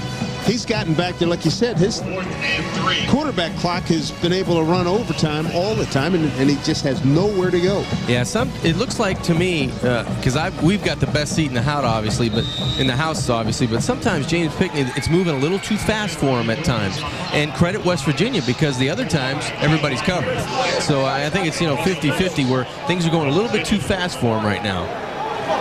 There's a look at Ryan Doherty averaging 39.3 on fake. Some punts, and they run the fake and more. No. Did he get it? Yes, he did. There's a good mark. He did get it. Well done as they go to Chris Moore. So East Carolina, remember we talked about bag of tricks early in the game, and that's really the first one. Yeah, and it's a great timing on it, too, because you just think this game's going into another law back and forth. Good call by Skip Holtz. And a nice extension there by Moore. Picks up 4 yards on the play and a first down. Yeah, Moore did an excellent job, and so does the right side. Just a huge hole to run through, and all he needed was a couple yards, but that extra effort moves the chains for the Pirates. So from the 44-yard line, its own 44, East Carolina, we set it down. And time here for Pinckney. Got a man in a deep curl, in and out of his hands. That was probably the best throw he's made on a long ball. That was to Brian Bowling, a senior from Johnson City, Tennessee. So Bryson Bowling covered by Mims Anthony Mims, a senior from Los Angeles, California. He looks a little hurt. Jeff Noshel might have got a finger on this football. The linebacker, it looks like right there he just touches the football, because that was a good throw. Just needed to get it just a hair up. It was a very small window, and it doesn't look like Mims is going to get to the sidelines. East Carolina 13 first downs, West Virginia 12. Most important numbers 20-9. West Virginia comes in a big favorite in this game. East Carolina has, tell you what, they've been on the ropes and continue to come back. They can't knock them out. Not at all. They've had 3 for 3 field goals, 25, 22, and 35 from Robert Lee. Had those been touchdown opportunities, we probably have a 1-point game or a tie. West Virginia missed an extra point. Well, Rich Rodriguez take a break. 4:54 to go as they attend to Anthony Mims, and hopefully he'll be all right when we get back to Morgantown in a moment.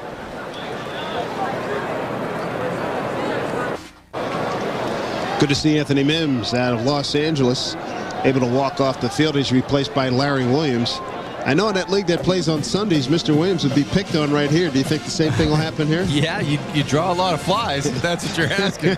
That's for sure. Got one. In the matchup you'd want to have Andre Allison out on him, but it looks like they're going to go with Bryson Bowling to the short side. Right in the middle of the field between the hashes. 2nd down and 10. East Carolina. Pinckney, they pick up the blitz. He throws over the middle. Got it. First down. Inside the 45 at the 44. A nice gun job in there. That was Bowling. Make that. And that was a terrific catch in there. Jamela, and make that Mike Lorello covering. 2 good throws in a row. Nice. The first one was tipped by Noshel, trying to go to the outside, but a good job on the outside. Just an in route. That's all it is. We're going to go down the field, bring it inside, and he does a great job of just sticking it in between the linebackers. I thought that was a great throw, back-to-back throws. Juwan Crowell, 6'2" sophomore, and a burst by Johnson picks up about 8, maybe 9. So they run a quick hitter, a little dive off the right tackle. Mark Magro makes the tackle, and maybe a little concern on the West Virginia side right now, but East Carolina still has to punch it in, and now. And Jamal Adai is down. And they already have Johnny Dingle. He went to the locker room. And let's see what happens here. Here's Jamal, number 4. Yeah, he's coming in from the secondary, and let's see if he gets folded up underneath here by his own player. It looked like he was jumping over the pile, Dave. It looked harmless in the beginning, but it must have caught his leg going over the pile.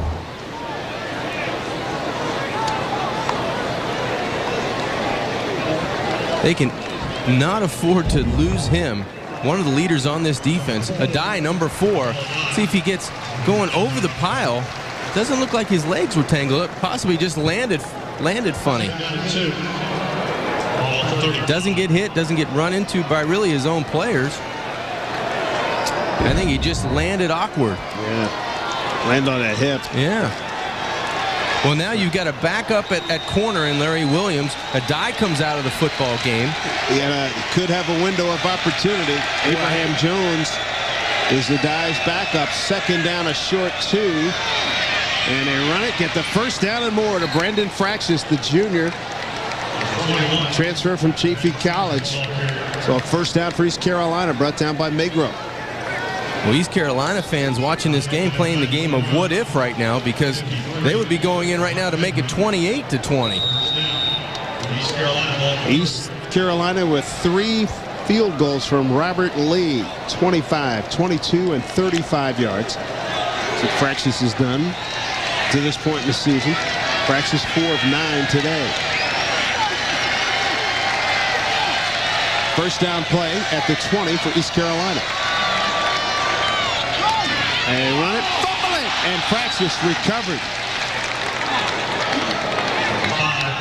They went with the little guy, Robert Tillman. And it was recovered. The forced fumble by Magro. Good job by Fraxis getting on the football. Going into the middle of that defense, it was stripped on the inside. Right hand gets on it by Magro. Good job by the linebacker. We've been calling out his name a lot in place of Jay Henry. takes his spot in the middle of that defense for the Mountaineers and done an excellent job this afternoon. Yes, he has. Henry out with a sprained knee. Big second down play here coming up. 2nd and 14, the play clock winding down. Ball's at the 34, blitz coming. Pinckney hangs, fires, ball got tipped, incomplete. Somebody at the D-line raised up and got a piece of it, tried to get it to Tillman. They don't have much of a passing game. They don't have much of a running game, but yet there's still very much in this game. I'm still convinced that, Dave, James Pinckney, when he commits to a throw, it's a good throw. But when he doesn't see it clearly or doesn't really feel comfortable with it, he's almost tentative throwing the football down the field. And he's his own worst enemy when he does that because he hasn't made a good throw. You got to commit as a quarterback. At some point, you got to believe in what you see and let it go. Pinckney's got 1 interception on the ledger. Double wides both sides on this 3rd down and 14. Picks up a little roll. Here's the blitz. He hangs, fires, loses the ball. Loose ball and recovered by Johnson. The blitz by Mike Lorello. So Lorello with the sack. And West Virginia outmanned East Carolina on that play. Well, this is just a matter of numbers, Dave, and you can't block 3 guys with 1 guy. And Coach Holtz is telling them that 3 guys from the left side of the screen, you'll see him appear right here. There's only 1 person to block him, and it looks like it's Chris Johnson, the tailback. You see right here, 1, 2, 3 West Virginia defenders coming in. Chris Johnson doesn't pick any of them to block, and that's going to cause a fumble. A high kick by Doherty. Got a chance to be down inside the 10, and it's caught a fair catch, beg your pardon. And that was a pretty good punt that was taken in by Antonio Lewis on a fair catch. Big East football, the game of the week. We're at Morgantown, West Virginia. East Carolina against West Virginia. Conference USA battle with Big East. Dave Simpson, John Kinjemi, glad you could join us, everybody. Full house family day here on the campus of West Virginia University, and East Carolina is outgaining the Mountaineers. The crowd trying to get back in it, Dave, because they haven't had a lot to cheer about. Sure not. One guy they have cheered is Adam Bednarik. Went out with a knee sprain at midway 2nd quarter. Now he's back in the game. Pat White came in, threw a touchdown, a couple of picks. Mountaineers take over at their own 12. Bednarik going to keep it. Turns the corner and picks up about 7 yards. Hit out of bounds. Late flag. No. Officials ruled that he was in bounds. Good block by Jason Colson in there. Jason Colson, number 24, the running back. Good blocking at the point of the attack by the Mountaineers, and good speed shown by Adam Bednarik to get to the corner. Jason Colson allows him to get to the edge, and then Raynaud downfield trying to block. Looked like a little shove and tripped over his own feet maybe, or over the cornerback's feet. But a good effort by Adam getting the edge. 8 yards on the pickup. They'll run the eye. Owen Schmidt's the up back. Colson's the deep back. Pitch it outside. Colson bobbles! And he's able to recover his own fumble. Boy, there was almost a big turnover there. Zach Baker along with Marcus Hands there for East Carolina. Good job by Colson getting on his own fumble. Looked like the pitch was just a touch behind him, but he still could have handled the football. Maybe a case of trying to run without the football, not looking it in, but West Virginia back onto the fumble. 3rd and 3 at the 19. Bednarik looking, finding, and he's got Miles. Miles fights, picks up the 1st down across the 25. That'll move the sticks. Arodi Jean with the tackle for East Carolina. So Miles with the touchdown pass. He got it from Pat White to make it 20-3 in the 2nd quarter. Great job by Adam Bednarik, looking left and then coming back and finding Brandon Miles to move the chains. West Virginia has to put a drive together here for this offense, get that defense off the field. Bednarik 5 of 6 passing, 61 yards and an interception. They faked the reverse, and Colson took it inside, made an upcut in there, and Josh Chilson makes the tackle. Sefner, Florida, his home address. Senior, made a few tackles today. Didn't play in 04. Big tackle contributor in 2003 and 2002.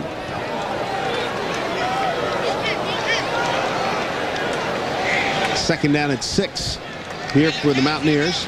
Winding down third quarter. Bednarik in trouble. How did he get away? And now he's taken down. Now he's taken down about a loss of 2. Chilson got him.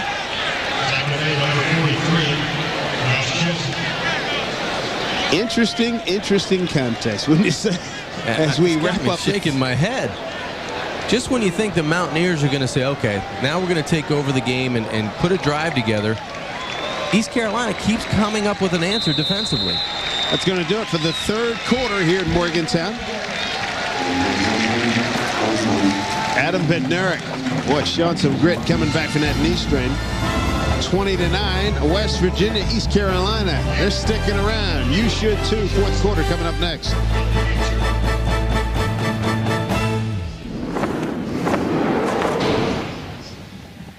Quarter here in Morgantown. Skip Holtz's club very much in this game. Down 20-9.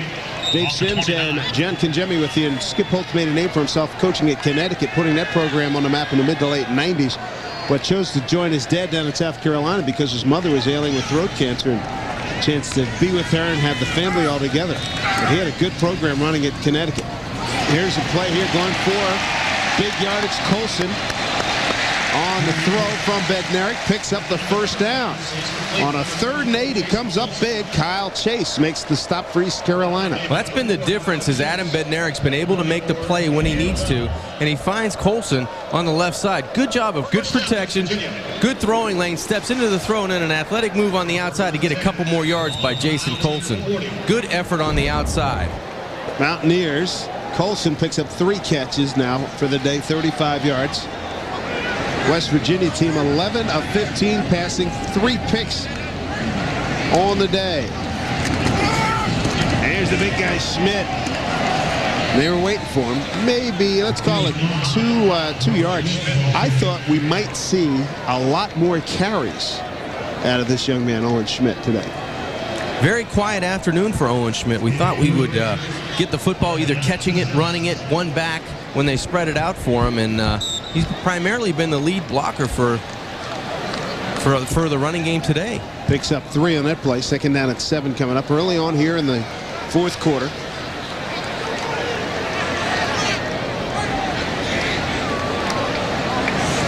Bednarik fake the reverse. He'll keep her all the way and shoved out of bounds. They'll mark him at the 45-yard line. Pick up the 2. Pierre Bell ran about out of bounds, number 34. Yeah, West Virginia's version of student body left there. Both tailback and fullback lining up to the left of Bednarik, and it just quarterback sweep. Well, you got to be in shape to run this offense. There's no huddle. I mean, it's a great tempo. Yes. Terrific tempo to wear a defense down, but they just can't put away East Carolina. Good numbers there on 3rd down conversion. Hot humid day here in West Virginia, Morgantown. Blitz picked up. Bednarik throws underneath. And going for the first down. He had to get across the 50, and he does. And that first down, Joe Hunter, first time we've seen him today. Brought down by Zach Baker. Well, that's the difference of knowing where you are in the football field. Earlier for East Carolina, Andre Allison had a chance to move the chains inside the 10-yard line, didn't get it done. But Joe Hunter now comes in West Virginia, knew where he was on the football field, goes north and south, 1st and 10. Bednarik 7 of 8, an interception, a touchdown, 78 yards. 1st and 10 at East Carolina's 49. Keeper Bednarik takes a lick too. Woo. We saw Kyle Chase, number 4, come up and put a hit on Bednarik. Yeah, that was a high-low. It looked like Kyle Chase was down low, and Marcus Hands, all 270 pounds of him, was on top of Adam Bednarik. Initially looked like it could be a big play, the whole wide open hole, but there you see good heads-up play by Kyle Chase, not afraid to stick his nose in there. That he did. They get it outside. Worth running 40. Penalty flag on the play. Number 11, Adam Bednarik's pass. So they get it out to one of the backup fullbacks, Bruce. Chris Moore makes the tackle. Yeah, they may get Raynard on the outside for a hold or an illegal block. Holding, number 2. Offense, 10 yards from the spot of the foul. Remains second down. Raynard it is. And Jeremy Bruce, freshman, wideout, got that catch there. Looked like a good play, but we're going to see the hold right here. Raynard tangled up and a little bit of hand fighting going on. When you get those hands extended and then you push from behind, you get a little pull as well. And the official right on the call to throw the flag. The 3-yard pass will count. 6 for 6 for Bednarik since returning. First play is at 32-yarder to the tight end Bailey. He'll run this one, and then they were waiting for it. Dontre Brown, number 99. And marching backwards. Dontre's a 6'1 junior, 309 pounds, out of Fayetteville, North Carolina. Well, this East Carolina defensive line, unbelievable. Done a great job. Bednarik throwing downfield. What a catch! First down, Mountaineers. Brandon Miles inside the 25 at the 22-yard line. First down, Mountaineers. Demetrius Hodges covering on a play, but what a connection, Bednarik to Miles. This looked like it was going to be a jump ball opportunity, and Brandon Miles goes up and climbs the ladder. Terrific job. Watch him go up and get this football at the point of attack, go straight up, and puts his body in front of the defensive back as a shield. You can't fight through. 35 yards on the gain. Good defensive play, knifing in there is Josh Chilson. Walton never got a chance to get going. And now penalty flag. It's like it was thrown in the secondary, well behind the play, 30 yards away from the play. I wonder what happened.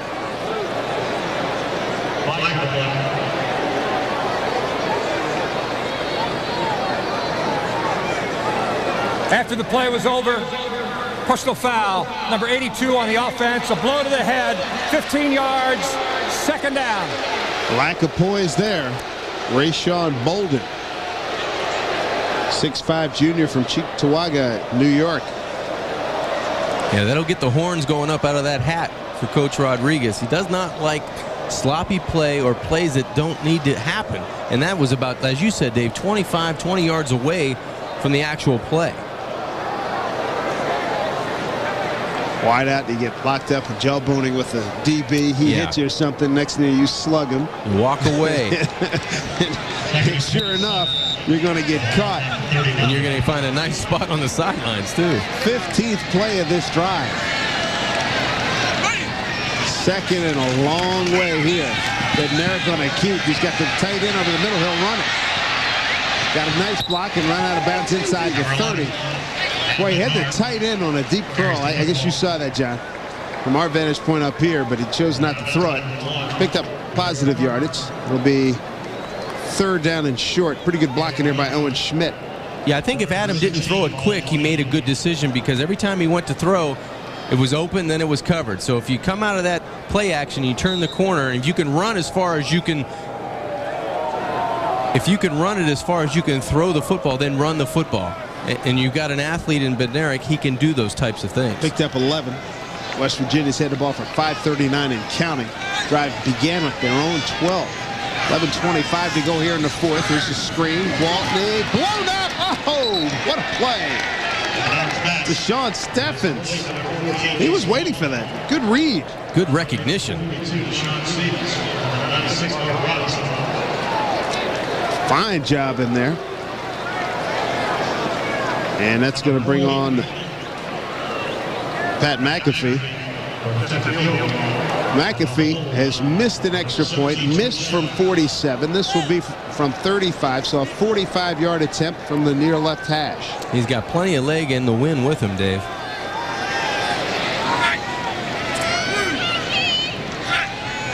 Good snap, placement kick, plenty of foot. End over end, and he pushed it. Wow. Bad day here, 47, and what's that, 46 he missed from, so plus the missed PAT.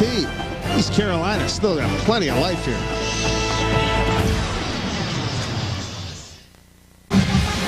We're in the fourth quarter with 10:37 to go here in Morgantown, West Virginia. Dave Sims, John Kinjemi, and our Big East crew. Big East Game of the Week. Time now for a Guinness game summary. Turnovers have loomed way too large today. Yeah, too many turnovers for WVU, and really East Carolina did not cash in.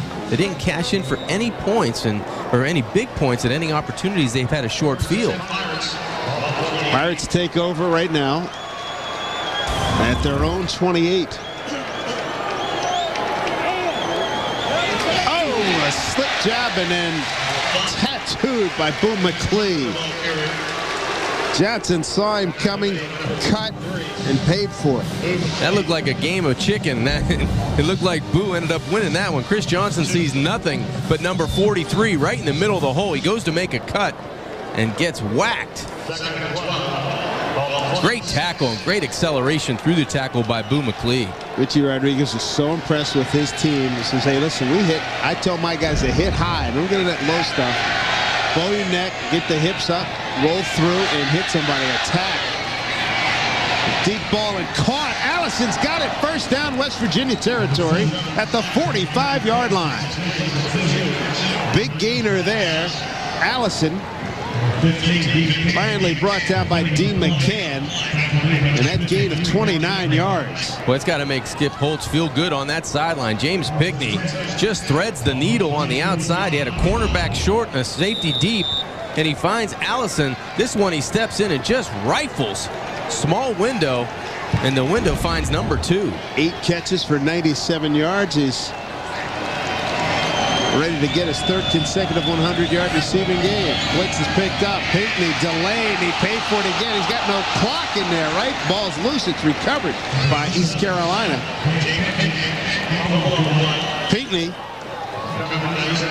Craig Wilson with the sack. The ball was recovered by Trey McGee, number 60. You have to make a decision as a quarterback, and sometimes if you just hold, bad things are going to happen to you. That time he was getting closer and inching to the line of scrimmage, but he was getting closer to the pressure and the heat put on by West Virginia's defensive front. Guess what? More may be coming. There's not a lot Skip Holtz can do about it right now. There's the sack story. An impressive performance by the Mountaineers. 2nd down and 14. Blitz coming. Varello in pursuit. He throws short screen. Nada. James Pinkney's pass is complete to the goal line. Craig Wilson out of River Edge, Louisiana. Right there. Long arm, 295-pound defensive end. Well, that screenplay was seen by all 11 defensive players that time. A great recognition. Great recognition by this entire group. Watch him slide down the line of scrimmage this way. Everybody's on a man, and everybody's sliding with it. The best thing you could do here is throw it out of bounds and not take the loss. But he tries to complete the pass, and they lose even more yardage. Johnson 5 catches for 14 yards, 22 rush for 92, total 106. They could need a big one here. They could use one. 4-man rush. Pinkney's got time running free. Middle man there. Broke it up. Lewis was there, reaches over and breaks it up. Antonio Lewis. He's got the 76-yard punt return to his credit. And a fine defensive play there. Lewis makes the play from behind, and it looked like Jamal Adai again comes off the field with a leg injury. First indication, Dave, looked like he might have been there just a touch early. We can see the pass coming right at us. There's the contact, the body contact. Maybe he slides above him and doesn't touch him with his body, but from our angle, it looked like there was more contact. But a good anticipation by Lewis. Lewis down to get the Doherty kick. And it's going to head out of bounds at about the 20-yard line. So punt covering 32 yards, and we'll take a break. 7:46 remaining on the clock. 20-9 West Virginia. Well, the talented free safety for West Virginia, Jamal Adai, got some cramp issues in this 20-9 West Virginia lead. 7:46 to go. Sun breaking through again here. Lights have been on all day. This will be the 6th West Virginia possession inside its own 20. 10th possession total on the afternoon.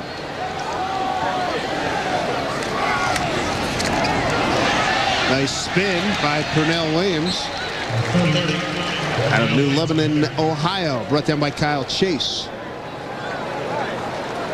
About a 4-yard pickup. A lot of courage shown by Adam Bednarik today, the quarterback for West Virginia, and a lot of toughness shown by this East Carolina defense staying in this football game.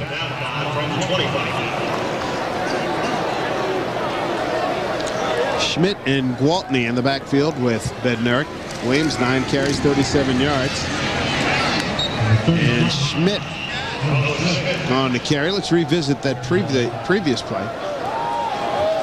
Yeah, there's some hitting going on down on this football field, and Adam Bednarik gets drilled right here. And that's one of the cardinal rules. I mean, you always have to get your head around after the fake, because you never know when that defensive end's going to take a chance, and Marcus Hands took a chance and won on that play. Sure did. 3rd down and 4.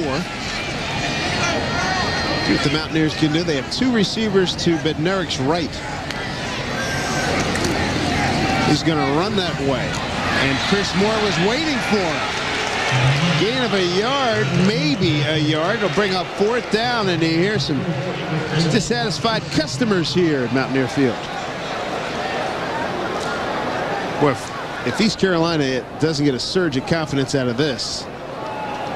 Well, I bet Skip Holtz is on that sideline trying to figure out how it's 20-9 with 6:11 and counting left to go in this football game, because they've had their opportunities and their defense is making enough stops and giving their offense a good enough field position to make something of it. Only the 2nd punt coming up for Phil Brady. First one went for 41 yards. Straight on, he gets rid of it quickly. Low liner. And bounces back upfield. Look at this. The roll for East Carolina. Bounces back into West Virginia territory. The hang time was only 2.8 seconds, and he's going to get credit for a 21-yard punt. There is a penalty flag. Tell you what, that's the kind of spin you put on with a sandwich, right? Hit, back it up. The old balada. Illegal formation on the offense. Not enough men on the line of scrimmage. That penalty is declined. Timeout. East Carolina will gladly decline that one. Well, can they make something out of this opportunity? Great field position to start coming up from East Carolina. Well, last night Skip Holtz was selling to us that, hey, we're outgunned, we're outmanned, we could get out physical. And Rich Rodriguez, he was hanging his hat on the fact that his team was so physical and poised and a veteran club. Very interesting stuff. Let's take a look right now at our outstanding back. It's brought to you by Outback Steakhouse. Our outstanding back of the game. Easy choice right now as he approaches 100 yards. Chris Johnson of East Carolina. It's our Outback Steakhouse outstanding back of the game. It's interesting, you get the 2 coaches, their viewpoint on the game coming in. 5th time the Panthers are starting in West Virginia territory. There it is right there to Allison. Good lick delivered down there, but a 1st down. Jamel Aday puts a shoulder into Allison, but Allison with a big catch on the turn-in. Nice concentration by Allison, because he knew he was going to get a big shot coming across the middle, and it's good to see that James Pickney, when he gets back up and in that pocket and throws the football with authority, he can throw this football, and they can move it down the field with his arm. 9 catches, $112 for Allison. Big gain to the 33. Pinkney gonna run it and steps out of bounds. That hit by Lorello. You said something to me last night about, after we got done talking with Skip Holtz, you said, you think there's another Holtz that used to do that. Hey, we're not big enough, we're not strong enough, we're not fast enough. It's in the blood. It might be in the blood, I don't know. And I said, no, I don't think so. I think he really believes that this team can be that team he wants them to be, but just not right now. Well, I'm shocked with 5:20 left to go, or 22 left to go, that they're still in this thing. Very much so. Pinkney, 16 of 27, 162 his yardage with 1 interception. Still got plenty of time on the play clock. Game clock will be running short. That'll have to be a concern. Get it out in space to Johnson. And a missed tackle. Johnson makes hay out of it. 1st down, East Carolina. Inside the 15 at the 13. Jamel Aday has to make the play. Mike Lorello put a body on him, but couldn't bring him down. A gain of 14. Our outstanding back of the game just made a nice open field move on Mike Lorello, breaking an arm tackle and getting the ball inside the 15-yard line. East Carolina knocking on the door. They get 7 on the board here, 20-16, and get another stop. They're going to be in good shape to take the lead with a touchdown. Because it's not like West Virginia's offense has been blowing the abacus out of them. If I'm East Carolina, I just try to get the ball in the slot right here and just try to go right up the field. There's nobody playing center field on that slot. They snapped it with a second to go. Pinckney stays alive. Sideline. He stepped out of bounds at the 11-yard line. He had a man open momentarily. I think it was Philip Henry had run a curl, and he was open in the end zone. Pinckney decided not to force it and did pick up positive yardage, picked up 2. There's somewhere on that sheet Skip Holtz has to find a play to get him into the end zone, and Pinckney trying to walk the tightrope on the sideline, just steps on the 11-yard line out of bounds. Great effort and athleticism shown by this quarterback. 5:07 to go. 20-9, West Virginia. Big favorite at home here coming into this game. And a play clock at 4. 2-1. They just get it off. Pump fake. Fade. Man there. Caught. Touchdown. East Carolina. Got it to Allison for 6. So Allison with the touchdown. His 4th of the season. Got a ball game at 20-15. Do they go for 2? Yes, sir. I don't think they're going to take a chance to say we might not get back down here again. And if we do, we want to have it for the win. So let's go for 2. Skip Holtz gets his quarterback on the sideline. A great throw by James Pinckney. Nice pump fake on the slant. And you can see the excitement on that sideline. He said, hey, we're in this thing, man. And that's the way he was last night. He felt like, hey, let's lay it out on the line and see what happens. They're bigger, faster, and stronger, but if we can hang around long enough, we've got a chance. 11 yards on the touchdown. Going for 2. Pinckney, man is there. Jump ball, second try. No, sir. So incomplete, but they're still within a touchdown. A touchdown would give East Carolina the lead. Covering on the play is Antonio Lewis. So Allison with an 11-yard TD catch.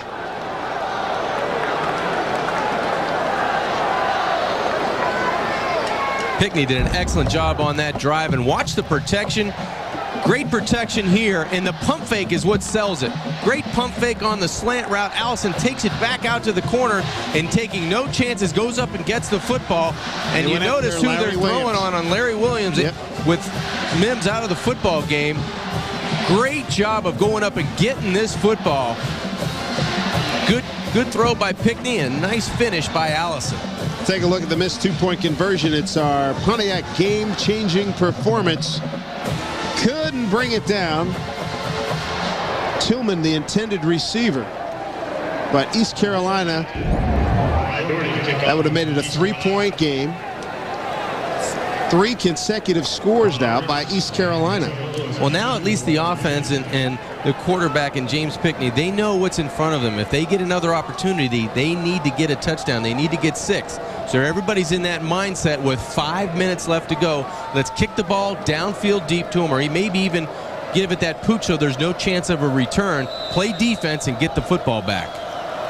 Interesting development brewing here at Morgantown, West Virginia. They kicked a high pooch. 20-yard line. West Virginia going to bring it up to about the 38-yard line. So Rivers was the man who brought it up.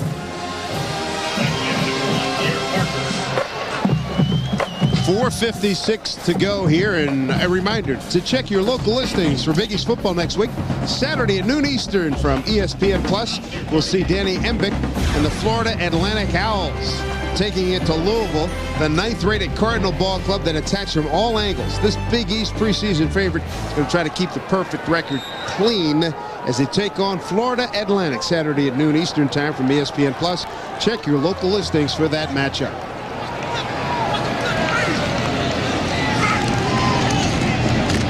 And Williams, second effort, gains about 2 yards. He was hit after about a 1-yard gain, but a timeout is now called down on the field. with 4:49 to go. East Carolina calls the timeout. No surprise there. That'll leave them with 2. I like the strategy and the aggressiveness of that defense on that play and the timeout with a lot of time left. Skip Holtz upbeat, positive thinking, and Williams has had a fine day. He's had a pretty good day. That's right. 10 carries for 40 yards. And the last 3 games versus East Carolina, look what they've given up. And today, 283 yards.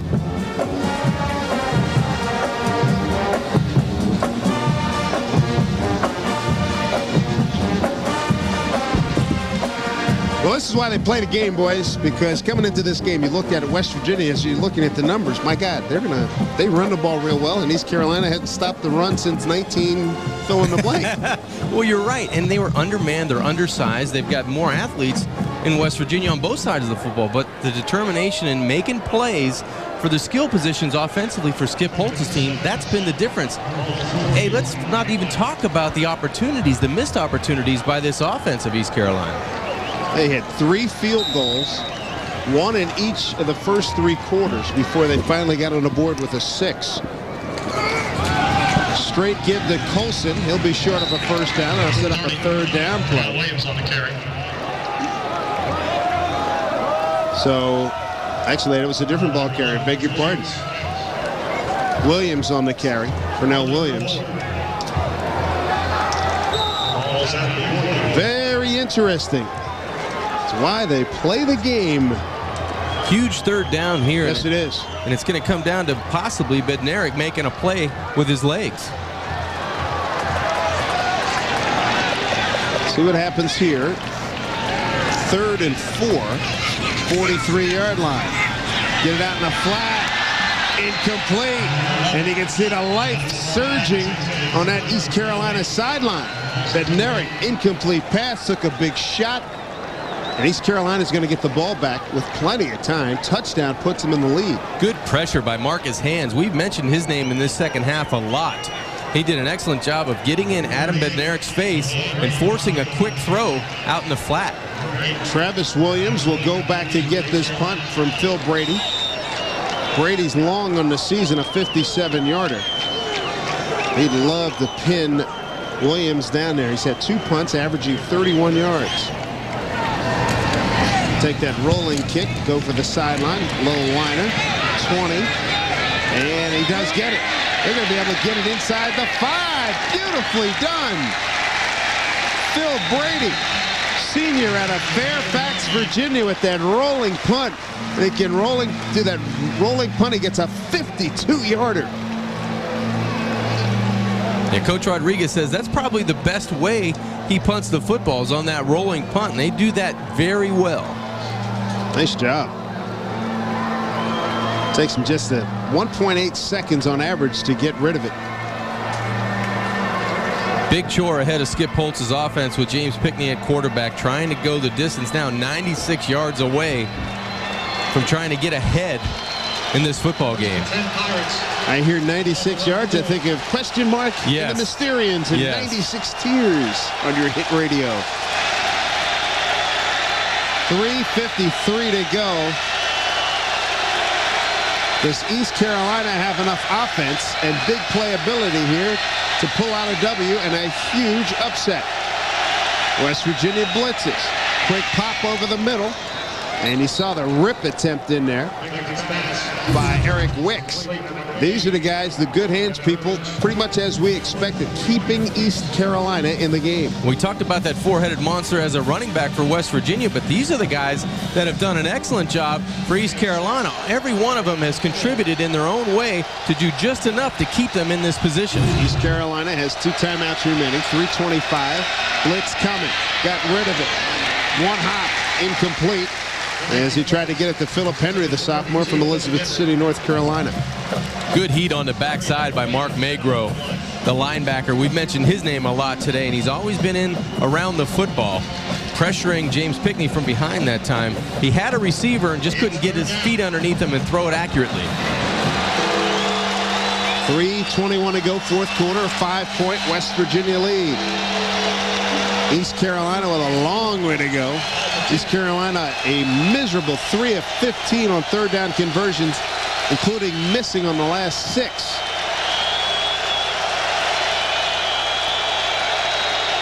Mountaineers blitz. It's picked up. Throw. Bad throw. Incomplete. Tried to get it to Allison. So a 3 and out. Just what West Virginia wanted thanks to that 52-yard punt by Phil Brady. Nothing like a good special teams. Yeah, Brady's they did a great job, put him inside the 5-yard line, and then East Carolina goes 3 and out, and that's got to make Jeff Castile on that sideline happy for West Virginia's defense. They did a nice job of using Mike Lorello again on third down situations. He's a great blitzer from the edge, and they used him that time to pressure James Pickney. Now Doherty needs to return the favor. He needs to absolutely crush one here. His long in the season's 59 yards. Hangs it up beautifully near midfield. 42-yard line. Good hang time. 44.7 seconds. Antonio Lewis, fair catch on a 48-yard punt. It's turned out to be a much more competitive game than we had anticipated coming in here today. Conference USA's East Carolina taking on the Big East West Virginia Mountaineers. Glad you could join us, everybody, here in Morgantown, West Virginia. Along with John Kinjemi, I'm Dave Sims and our ESPN Plus crew. Now it's a matter of West Virginia trying to run out this last 3:09. Unbelievable.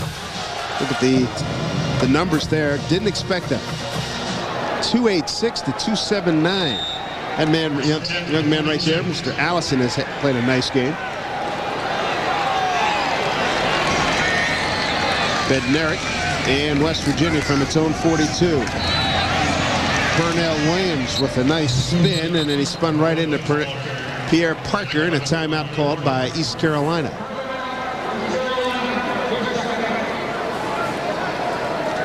That's the game of field position now, Dave, in West Virginia with 3:05 left to go in this football game. All they need to do is just milk this clock, get a first down, make East Carolina use all of their timeouts, and then see if they can get it into scoring position. Today's game has been brought to you by Cooper Tires, proud to be the official tire of the Big East Conference. Cooper Tires, don't give up a thing. Guinness Draft Stout, drink responsibly. Brilliant.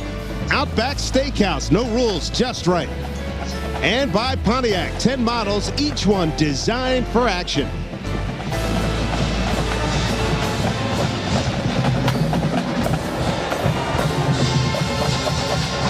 On campus, one of the great structures here at West Virginia University.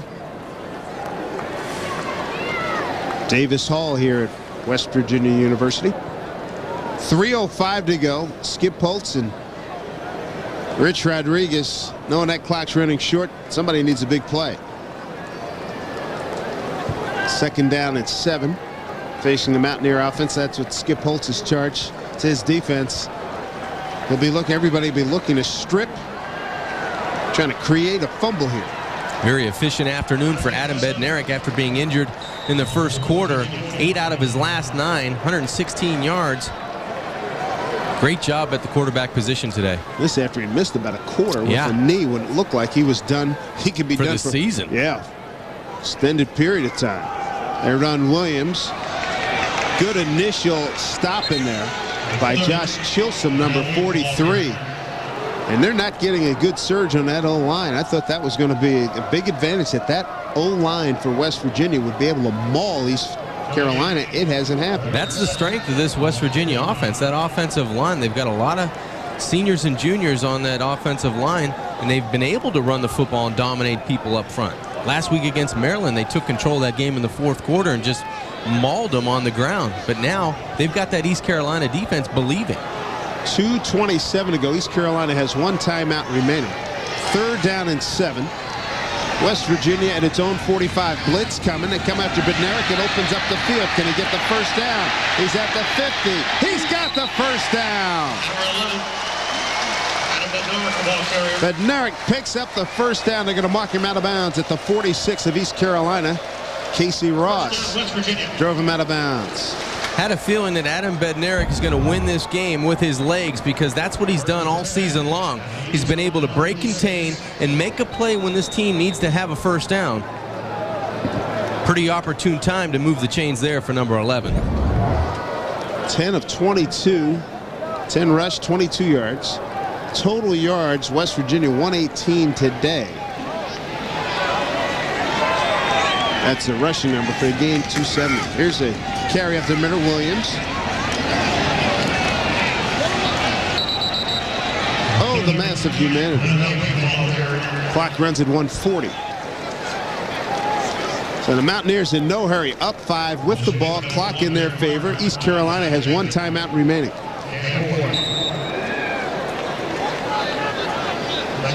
They're going to milk this. Yeah. Play clock is at 19 seconds, and there's no reason to hurry at all. Game clock runs at $1:20. And only 1 timeout remaining for East Carolina. East Carolina knows that they can do some things here in the first year under Skip Holtz. Come on the road and play pretty well. Here's Williams. Dives ahead. He'll be about a yard short of a first down. Nice gain there. Zach Baker makes the tackle. One more snap. Probably get one more time out here. Let's see. Was that a first down? I think he's just short. Just short. So let's just let it run down. East Carolina can stop it one more time. That's going to do it. Surprised Skip was letting it run down here. Well, he's got one more chance. He's got to stop right here on 3rd down and then stop it. Here's they're inside at 10, so it'll be about 24 seconds to go.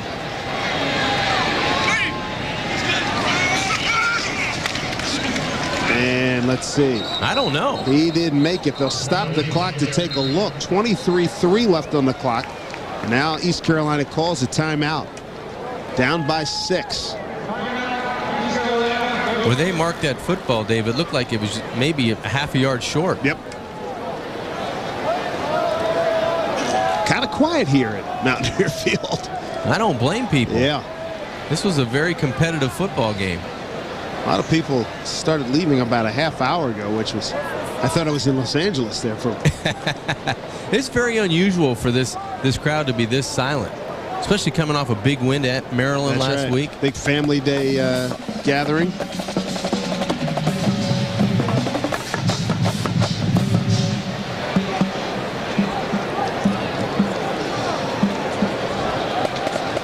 And with Virginia Tech coming in next week, probably the last time these two bitter, and I put that in italics, quotes, underline, and capitals.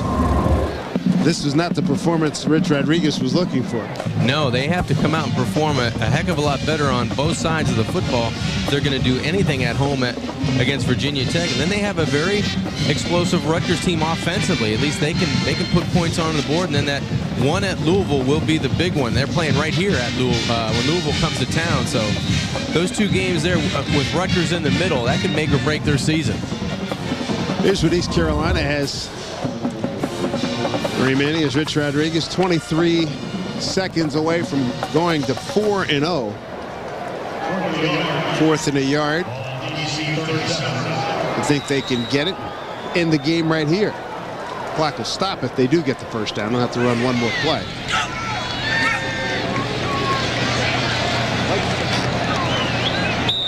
And now West Virginia is going to call a timeout. West Virginia, they're first. So what do? You go for it here if you don't make it, or do you go back in a punt, risk a block, something wacky happen? I think you got to try. I think you just go for it. You know, if you're a better football team and you believe that in your heart, you go for it with your best chance of closing the game out on your own terms, and that's going for it on 4th down. Wanted to make sure. Here's a look at East Carolina's remaining schedule. They get into Conference USA, Southern Miss, Rice, and on down the line. East Carolina picked 5th in the 16 East Division. They've shown me something today, Dave. Yeah. They've shown a lot of heart. And I think Skip Holtz is onto something. He said, you know, it's going to take me time to get where Rich Rodriguez is for our guys to believe in our system. Rich has been there for 5 years. He's recruited his own kids. He knows what the expectations are, and he's relayed that to his people. And that's exactly where Skip Holtz wants to be. Did an excellent job assembling a staff. He was really proud of who the guys he put together on his sideline. So this team is only going to get bigger and better as they go along.